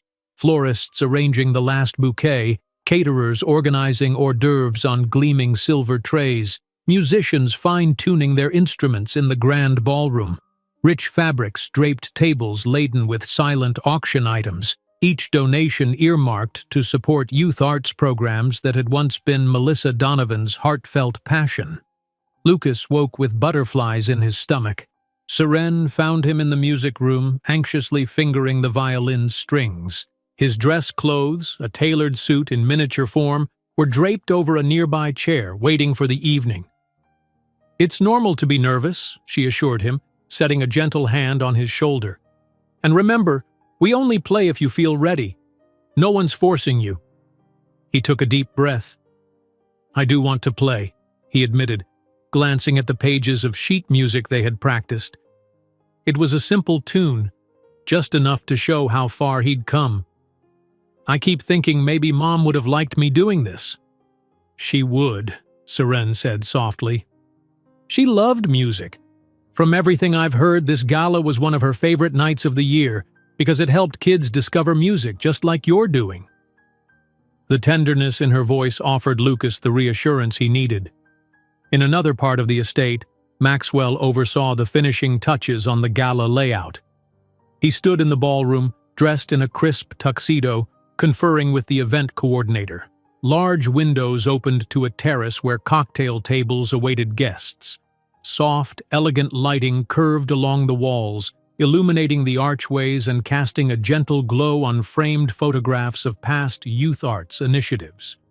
This year, Maxwell had added a dedicated area showing the estate's own efforts. Pictures of Lucas planting flowers, practicing violin, even a candid shot of him smiling in the greenhouse. The coordinator had been charmed by the personal touch, convinced it would move donors to give generously. A murmur among the staff announced the first arrivals. An assortment of high-profile guests began stepping onto the red carpet in the foyer, greeted by attentive attendants. Ties and gowns shimmered in the chandelier's light, and a pleasant hum of conversation filled the air. Maxwell exchanged polite handshakes and welcoming remarks, ever the polished host. Yet he felt a twinge of anticipation whenever he glanced toward the staircase, half expecting to see Lucas or Seren appear at any moment. Eventually, he excused himself from the throng to find them, weaving through the carefully arranged throngs of guests. He passed a mirrored hallway and spotted himself in reflection, hair impeccably styled, expression composed yet slightly tense. Had it really been a year since the last gala? That event had been so overshadowed by grief and confusion that he barely recalled it. Now, ironically, he felt a stirring of hope alongside the sorrow. Perhaps that was the real tribute to Melissa, carrying on her work with a renewed sense of purpose. Maxwell found Lucas in a side room, practicing a few final notes on the violin while Seren stood beside him in an elegant yet understated evening dress. The sight momentarily stole Maxwell's breath. He had never seen her out of her usual day-to-day attire, nothing flashy, but the fluid lines of the gown and the soft way her hair was pinned up made her appear almost ethereal. Lucas, in his little suit, looked both dashing and anxious. "You both look wonderful," Maxwell said, voice warm as he approached. "And how's our musician faring?" Lucas swallowed hard, but managed a grin. "I think I'm okay. My fingers feel slippery, though." "You'll do fine," Serene reassured him, offering a slight smile to Maxwell. She noticed he carried his own aura of refined poise tonight, handsome in the classic sense, though the weariness behind his eyes hinted at the memories this gala stirred. "I'll stay beside him on stage, just in case," she added. "Of course," Maxwell said, lifting Lucas's violin case to escort them. "Guests are already arriving, but the official program won't start for another hour. We can slip in a few more practice runs if you'd like, or just settle your nerves, whichever you prefer." Lucas nodded, inhaling deeply. "Let's go find a quiet spot, Ms. Blake. Just one last time." They made their way toward a smaller lounge adjacent to the ballroom, a space mostly used for staff breaks during big events. In the privacy of that quiet corner, Lucas stood with Seren, softly playing through his piece. The notes were hesitant at first, but steadied under her calm presence. Maxwell watched, heart in his throat. Each successful phrase felt like a step in a shared journey, one from darkness toward light, from isolation toward trust. Soon the hour approached. Maxwell was called to the front of the ballroom to greet the attendees. He introduced the gala's purpose, honored the late Melissa Donovan, and spoke briefly of how the funds raised would bring art and music to children without access to such opportunities. As applause washed over him, Maxwell glanced at Lucas and Seren near the side of the stage. The boy's eyes shone with a mixture of nerves and resolve. "And now," Maxwell announced, clearing the mild tremor in his voice, "I'd like to share a small demonstration.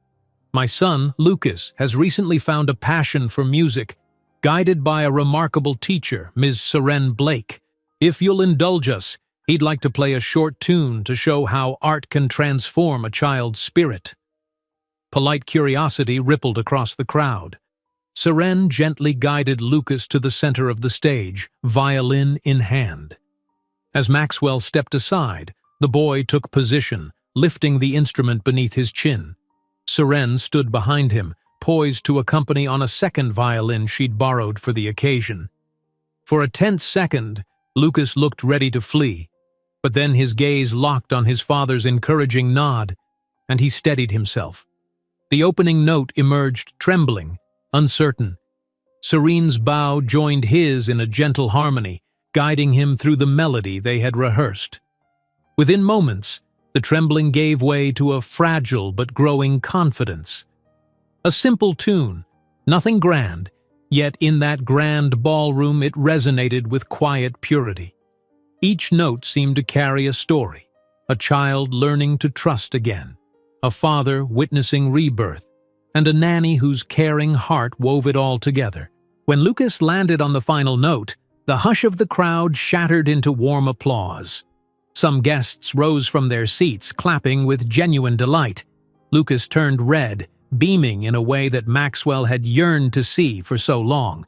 He quickly bowed, while Seren offered a graceful nod, pride lighting her eyes. Maxwell stepped back up, placing a hand on Lucas's shoulder. He spoke quietly into the microphone. "As you can see, arts education doesn't just teach skills, it awakens possibilities. My deepest thanks to everyone who contributes to tonight's cause. You're ensuring more children can experience what Lucas just did." Another wave of applause. They left the stage amid appreciative murmurs and soft congratulations. Once behind the curtain, Lucas exhaled in a rush, leaning into Serene's side. "I did it," he whispered with amazement. "I didn't squeak too much." "You were amazing," Seren assured him with a gleaming smile. "I'm so proud of you." Maxwell crouched slightly, face radiating paternal joy. "Lucas, you were brave up there. Your mother would be so proud. Thank you for sharing that with everyone." He wrapped an arm around Lucas's shoulders, then glanced at Seren, their eyes meeting in a mutual understanding that transcended words. She had guided his son to this moment of triumph. Maxwell's gratitude ran deeper than any applause could convey. As the gala program continued with speeches and announcements, Lucas and Seren found a quieter corner to decompress. Guests approached with warm words, some praising Lucas's poise, others commending Seren's skillful guidance. A few recognized Maxwell's personal transformation. The boy, though shy at first, soon realized he loved the positive attention, especially when he heard that his performance might inspire extra donations for the cause. Late into the evening, while the ballroom buzzed with conversations, Maxwell, Seren, and Lucas congregated near a table decorated with photographs from past galas. A picture of Melissa beamed from one frame, wearing the same luminous smile that Lucas had just mirrored on stage. Maxwell regarded it with misty eyes. "She'd have loved tonight," he said softly. "Seeing this house full of music, new memories, maybe it's finally healing." Seren observed him quietly, her heart aching with empathy. "Healing takes time," she said. "But you and Lucas are both on that path. Tonight was a big step." Lucas tugged at her sleeve. Miss Blake, do you think we can do a duet again sometime? I liked playing with you. She chuckled, ruffling his neatly styled hair. Absolutely. We'll find another piece that suits you. Maybe something cheerful this time. They drifted through the crowd, occasionally accepting congratulations or fielding questions about Lucas's budding musicianship. Seren felt a subtle shift in how the guests regarded her. No longer just the anonymous nanny, she was recognized as a key figure in Lucas's emotional renaissance. It felt both empowering and daunting. The last thing she wanted was for her relationship with Maxwell or even her role in the house to be misconstrued. Yet the closeness she felt, especially that potent moment of shared pride with Maxwell, was impossible to ignore. As the gala wound down to soft music and the last of the donors made their goodbyes, Lucas, exhausted from the emotional high, slumped in a chair.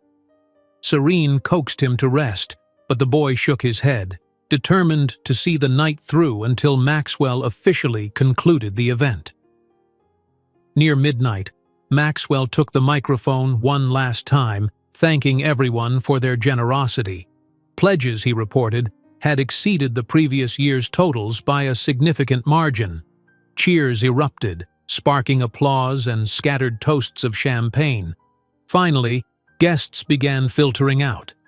The mansion slowly returned to a semblance of calm as staff cleared tables and collected decorations. Maxwell walked back to where Seren and Lucas waited, fatigue evident in his eyes but overshadowed by relief and contentment. "We did it," Lucas murmured, half asleep on his seat. "Mom's gala went okay, right?" Maxwell kneeled beside him, pulling him into a gentle hug. "It went wonderfully," he affirmed. "Thanks to you and Seren and everyone who believed in the power of music." A small smile crossed Lucas's face before he drifted off, leaning his head against Maxwell's shoulder. Serene felt her own eyes grow misty at the tender picture. Maxwell looked up at her as though sharing the depth of his emotions in that glance alone. With surprising ease, Maxwell scooped Lucas up, carrying the boy's dozing form toward the stairs. Seren followed quietly, the hush of late-night corridors cocooning them. Upstairs in Lucas's bedroom, Maxwell laid the child gently on the bed, removing his little blazer and shoes so he could sleep comfortably. Seren slipped away to pour a glass of water for him, just in case he woke in the night. Finally, they stepped out into the hall, closing the door behind them. A subdued glow from the wall sconces revealed the weariness on both their faces and the powerful undercurrent of gratitude. Maxwell exhaled, pressing his back against the wallpaper. "Seren," he said softly, meeting her eyes. "I don't have the words. Tonight was... It was more than just a charity gala. It felt like a turning point for us. For me and Lucas. And for that, I can never thank you enough." She shook her head gently, stepping closer. "Lucas did most of the work. He found the courage in himself. I just nudged him." Maxwell's voice lowered, filled with sincerity. "He couldn't have done it alone, nor could I." He paused, his gaze sliding across her features with a quiet intensity. "You've given us a gift beyond measure." A trembling awareness shimmered between them. Seren's heart pounded, memories of the night flashing in her mind. Lucas's brave performance, the applause, Maxwell's prideful gaze.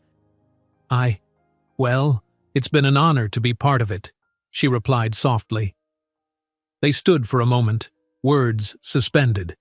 The long day, the swirl of emotions, and the closeness they'd formed all coalesced into a pulse of possibility.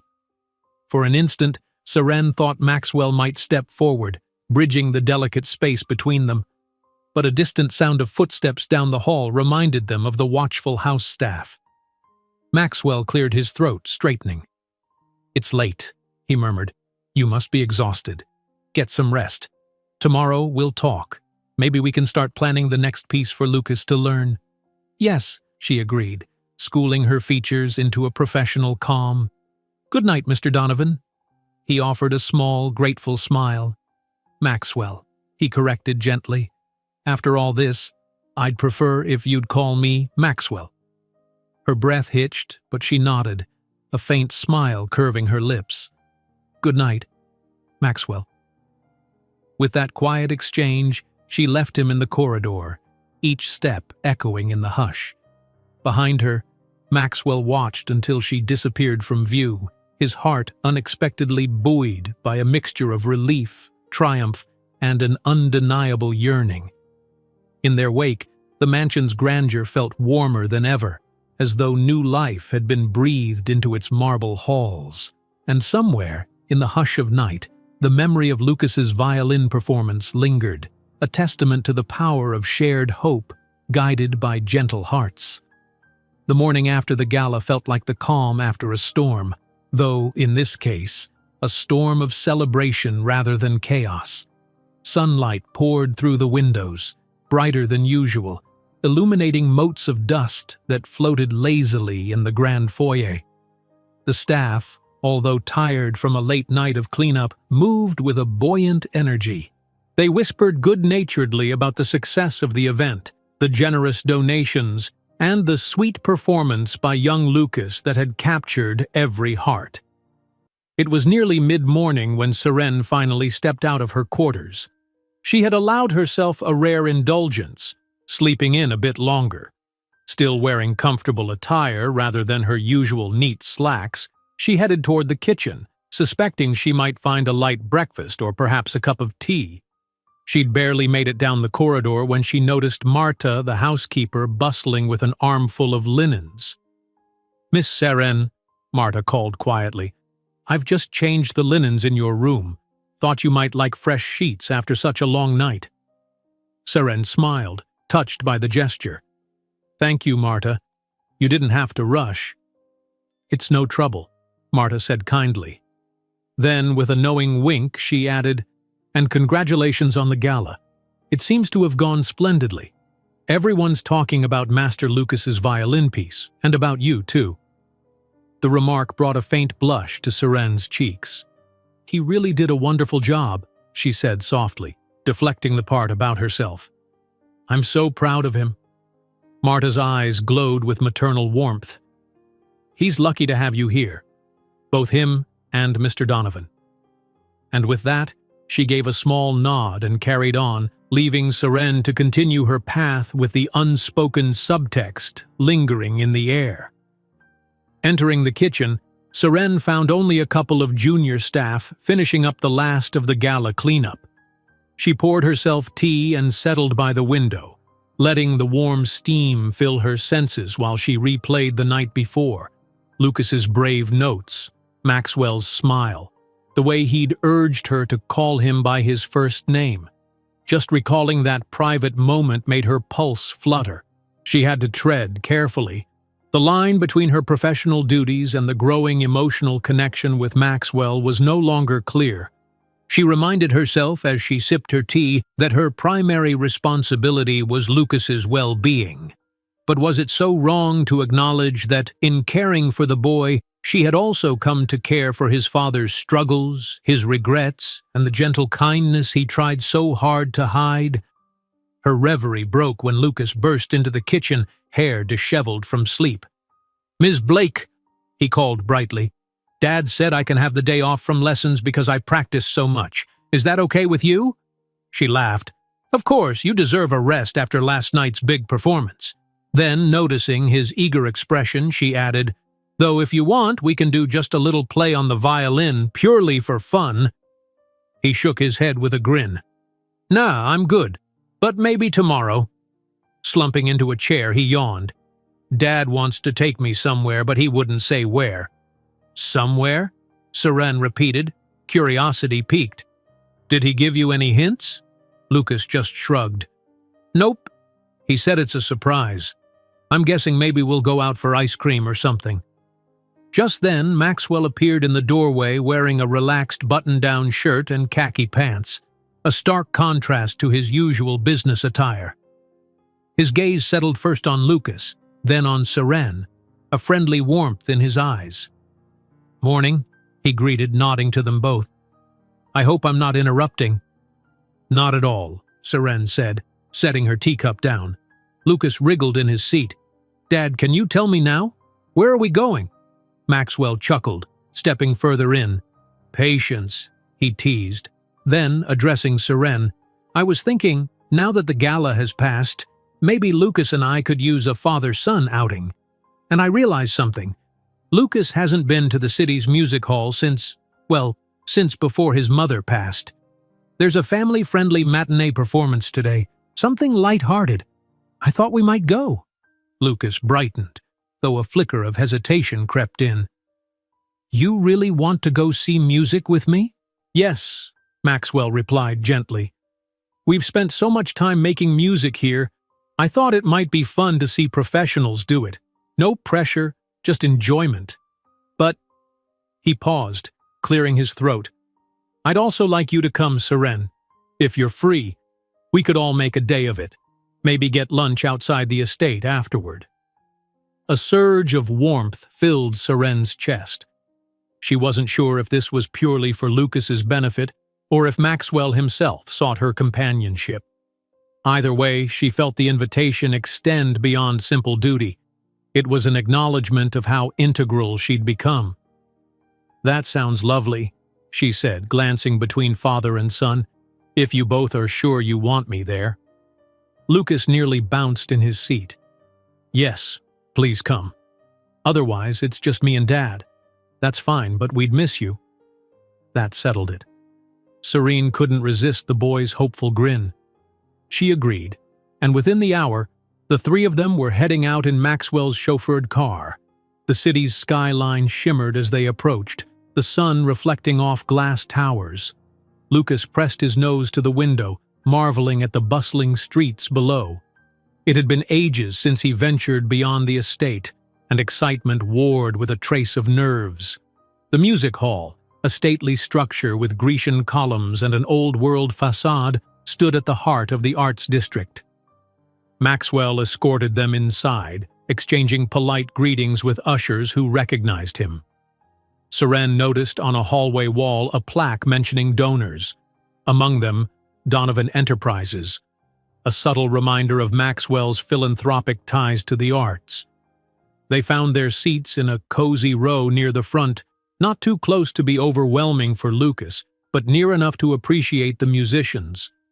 The lights dimmed, and a small chamber orchestra began playing a playful overture.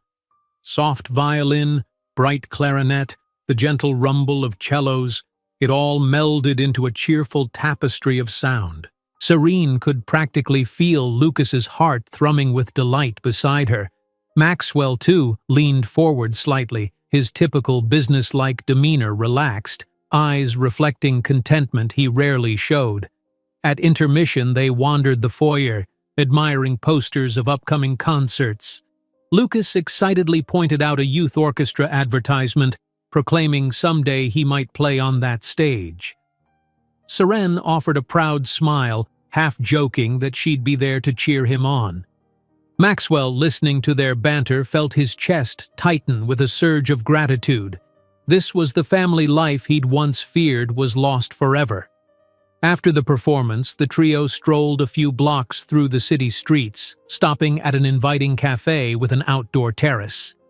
Over plates of pasta and iced lemonade, Lucas animatedly recapped his favorite parts of the show, complete with dramatic reenactments of the conductor's baton flourishes. Passers-by occasionally glanced their way, drawn by the boy's exuberance, or perhaps by the striking sight of Maxwell Donovan, famed CEO, in such a casual, joyous mood. "We should do this again," Lucas declared between bites. "There's a bigger concert in a few weeks, maybe we can see that too?" Maxwell nodded, smiling. "I think that's a great idea, champ. We'll check the schedule." Serene glanced at them, heart brimming. The closeness they shared radiated warmth, and she felt a pang, wondering how it might evolve. Was she destined to remain a benevolent outsider, guiding them until Lucas was fully healed? Or might this fragile bond she shared with Maxwell deepen into something she was scarcely ready to define? The meal ended, and they wandered back to the car, content in an easy camaraderie. Lucas, growing drowsy from the excitement, nodded off once the vehicle started gliding through traffic. Maxwell, seated beside Seren with the boy's head cradled in his lap, lowered his voice so as not to wake him. "I can't recall the last time we had a day like this," he murmured. "Something so simple, yet meaningful. Thank you." Serene's eyes drifted to Lucas, peacefully asleep. "I should be thanking you for allowing me to see him in a new environment, for trusting me to be part of it." Maxwell's gaze met hers, unguarded and sincere. "You're more than just part of it, Seren. You've become important to him," he quickly added, though the look in his eyes suggested the feeling extended further. "I hope you know that." A moment passed, potent with mutual awareness. She exhaled slowly, a cautious flutter in her heart. "I'm glad," was all she said, but the softness in her tone conveyed deeper layers of emotion. Their conversation halted as the car turned into the estate's driveway. By the time they stepped out, Lucas stirred awake, blinking in confusion and then grinning at the sight of home. The staff greeted them at the entrance, gently inquiring if they'd enjoyed the outing. Maxwell handed off the keys, instructing someone to bring any parcels inside. Lucas trotted ahead toward the music room, claiming he just wanted to play one tiny melody before dinner. That left Maxwell and Seren alone for a moment in the driveway, the car pulling away behind them. The estate's facade glowed under the late afternoon sun, as if reflecting their collective sense of possibility. Maxwell turned to Seren, about to speak, when she caught him off guard by quietly saying, "He's come such a long way, both of you have." His eyes flickered with appreciation. "I couldn't have done it without you. Even after Melissa, I tried so hard, yet I just kept failing." He paused, the name of his late wife spoken gently now, without the same sharp edge of pain. "I was prepared to lose him, in a sense, to see him retreat forever. You changed that path." Serene felt her pulse hammer. The sunlight glinted off Maxwell's hair, and for a moment he looked younger, free from his usual burdens. "Lucas chose to come back," she insisted softly. "I only gave him another way to express himself." He nodded, stepping a fraction closer. "You're a humble teacher, Seren Blake, but your impact is profound."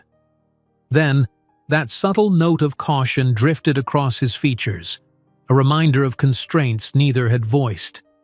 I just want you to know I see that." She opened her mouth to reply, but Lucas's distant voice calling her name interrupted.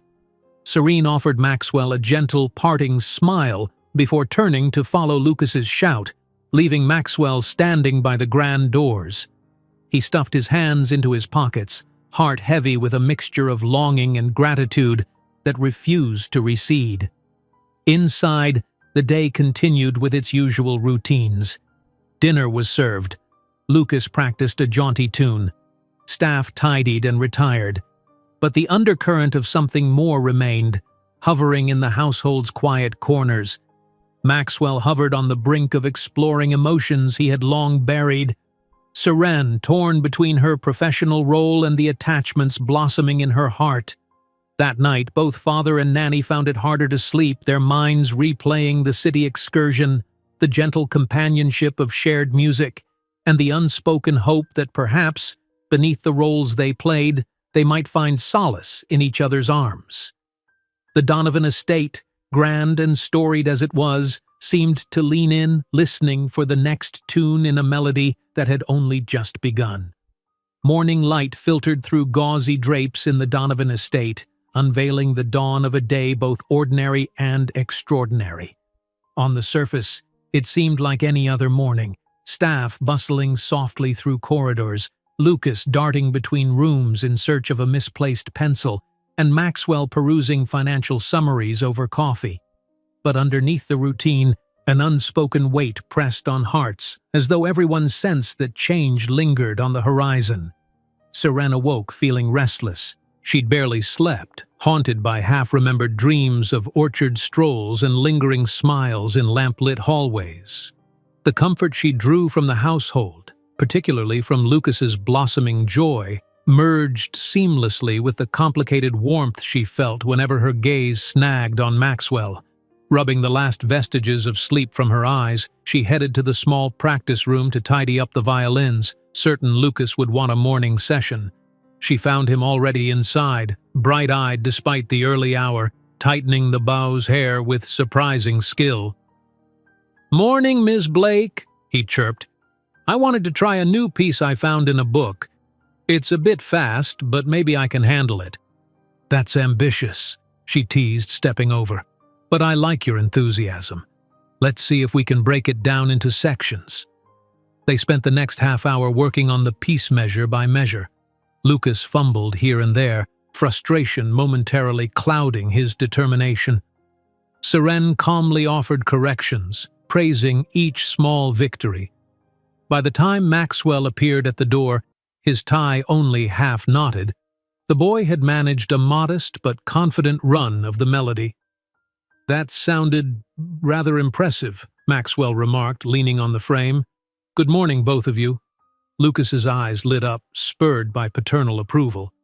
"It's a bit tricky, Dad, but Ms. Blake said with practice I can get the notes smoother." "I have no doubt you will," Maxwell replied. He turned to Seren, a wry smile curling at the edge of his lips. "Your instructions have sparked a fire in him." She met his gaze, feeling that same gentle flutter in her chest. "He sparks his own fire, really. I just try to guide it." Before Maxwell could respond, an alert sounded from his phone. He excused himself to field a business call in the hallway. Lucas, not wanting to lose momentum, resumed practicing the tricky passage, determined to perfect it. Serene listened with one ear while tidying the music sheets, her thoughts drifting to Maxwell's recent kindness and the sense that something unspoken had grown between them. She was still musing when Maxwell returned, brow furrowed from the phone conversation. "Apologies," he said softly, glancing from Lucas to Seren. "I have a meeting in town this afternoon, something urgent about a merger. I'll be gone a few hours." Lucas's bow drooped. "Ah, we were hoping you'd join us for lunch." A hint of regret flashed in Maxwell's eyes. "I'm sorry, champ, work beckons, but—" He paused, exchanging a meaningful look with Seren. "When I get back, maybe we can have dinner in the orchard, if you'd like." Lucas brightened at once, stowing away the disappointment. "Yes, let's do that." Serene's stomach fluttered as well. The orchard had become a place full of significance. She gave Maxwell a grateful nod. "We'll look forward to it." Maxwell lingered momentarily, seemingly on the cusp of saying more, then offered a quick farewell to handle his corporate obligations. With his departure, the estate settled into a steady routine. Lucas focused on some academic work, occasionally darting back to the violin with unstoppable enthusiasm. Seren accompanied him for a short greenhouse visit, checking on the sprouting sunflowers they'd planted weeks earlier. Their green stems now stood a few inches tall, a tangible testament to growth and patience. By late afternoon, a mild breeze swept across the gardens. The staff prepared a simple yet elegant dinner setup near the orchard's wooden bench. White linens, a vase of fresh orchard blossoms, and softly glowing lanterns, nothing too formal, but distinct enough to mark the occasion as special. Lucas hovered around the orchard's edge, excitedly pointing out how the apples had begun to form on the branches in small green bulbs. When the roar of Maxwell's returning car finally broke the estate's hush, Lucas sprinted toward the driveway, practically dancing with delight. Seren followed at a more composed pace, though her heart thumped in anticipation. She found Maxwell stepping out, tie undone, jacket slung over one arm. He looked relieved to be back in the calm of the orchard after a grueling day in the corporate trenches. "Hey, champ," he greeted his son, ruffling the boy's hair. Then his gaze shifted to Seren, a faint but genuine smile showing lines of fatigue and contentment. "I hope I haven't kept you both waiting too long." Seren shook her head. "Not at all. We were just admiring the orchard. Everything's nearly ready for dinner." Lucas led the way through the rows of apple trees. his excitement weaving from subject to subject. How the orchard looked at dusk, how the sunflowers in the greenhouse were growing, and how he'd practiced a tricky piece that morning. Serene and Maxwell followed, exchanging glances whenever Lucas broke into tangential chatter. At last, they reached the simple table nestled near the bench. Sunlight angled low across the orchard, painting golden streaks on the grass. A gentle hush fell as they settled in. The meal was unhurried, each bite accompanied by conversation that ranged from music to gardening to glimpses of Maxwell's day, though he spared them any real details of the corporate drama, focusing instead on lighter anecdotes of city life. Halfway through the meal, Lucas politely excused himself, grinning as if he'd thought of something clever.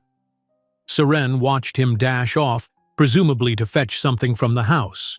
Maybe a new drawing or the violin, she guessed.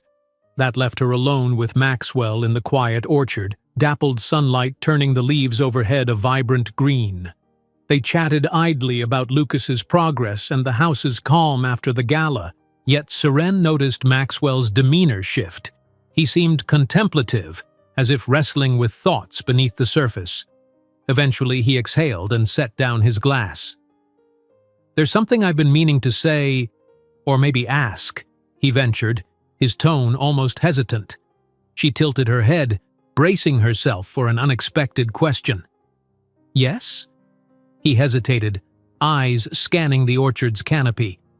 "First, let me say that I realize the role you've played here is invaluable, helping Lucas heal, teaching him to find his voice again. That was the priority, and you've excelled beyond measure, but in the process, you've become more to us." His gaze dropped back to her, unwavering. "More to me." Her heart thumped, a mixture of nerves and warmth. She could see the sincerity in his eyes, the flicker of vulnerability. "Maxwell," she began gently. He pressed on before his courage faltered. "I know there's a line. Employer, nanny, friend. I know what's at stake. But I also know that life is too fragile to ignore what's right in front of you, and you—" His voice grew quieter, filled with emotion. "You've shown me compassion, understanding, and hope that I thought I'd lost. I find myself wanting to be near you, to share more than just Lucas's music lessons." Serene's cheeks heated. "I feel it too," she admitted, voice trembling with honesty. "You and Lucas have become dear to me, not just as a job, but I've been worried about crossing boundaries, about complicating what we've built." He swallowed, relief and earnestness mingling on his face. "I respect that, and I'd never want to overshadow your dedication to Lucas. His well-being is paramount. I also respect any caution you might need. But if there's a path forward for us, together, I'd like to explore it." A swirl of confusion and yearning enveloped her. She recalled how her entire goal in coming here was to heal a wounded child, never expecting to confront her own heart's desires. Yet Maxwell's quiet strength and genuine kindness had become entwined with her daily life. She couldn't deny the longing that had blossomed with each shared glance, each orchard walk, each bedtime story where they'd both hovered in Lucas's doorway, forging a silent bond. Tears pricked at the corners of her eyes, not of sadness, but of immense tenderness. "I'm scared," she whispered, letting out the confession. "Scared of letting either of you down or somehow failing in my responsibilities. But I also can't pretend I don't feel strongly about both of you." His expression softened, an unspoken vow forming in the hush between them. Gently he reached across the table and grazed her fingertips. "We can take it slowly, step by step. You've already shown us what patience and love can do for Lucas. Maybe that same approach will guide us, if you're willing." Just then, Lucas's voice echoed from behind a row of trees. He emerged with the violin in hand, glancing back and forth between Serene and Maxwell. The atmosphere felt charged, but the boy, in all his youthful oblivion, just grinned. "Hey, do you guys want to hear something? I made up a short tune. "Well, I tried," he said, brandishing the instrument. Seren and Maxwell exchanged a look that brimmed with silent agreement. Maxwell cleared his throat, turning in his seat to face Lucas. "Of course, champ, let's hear it."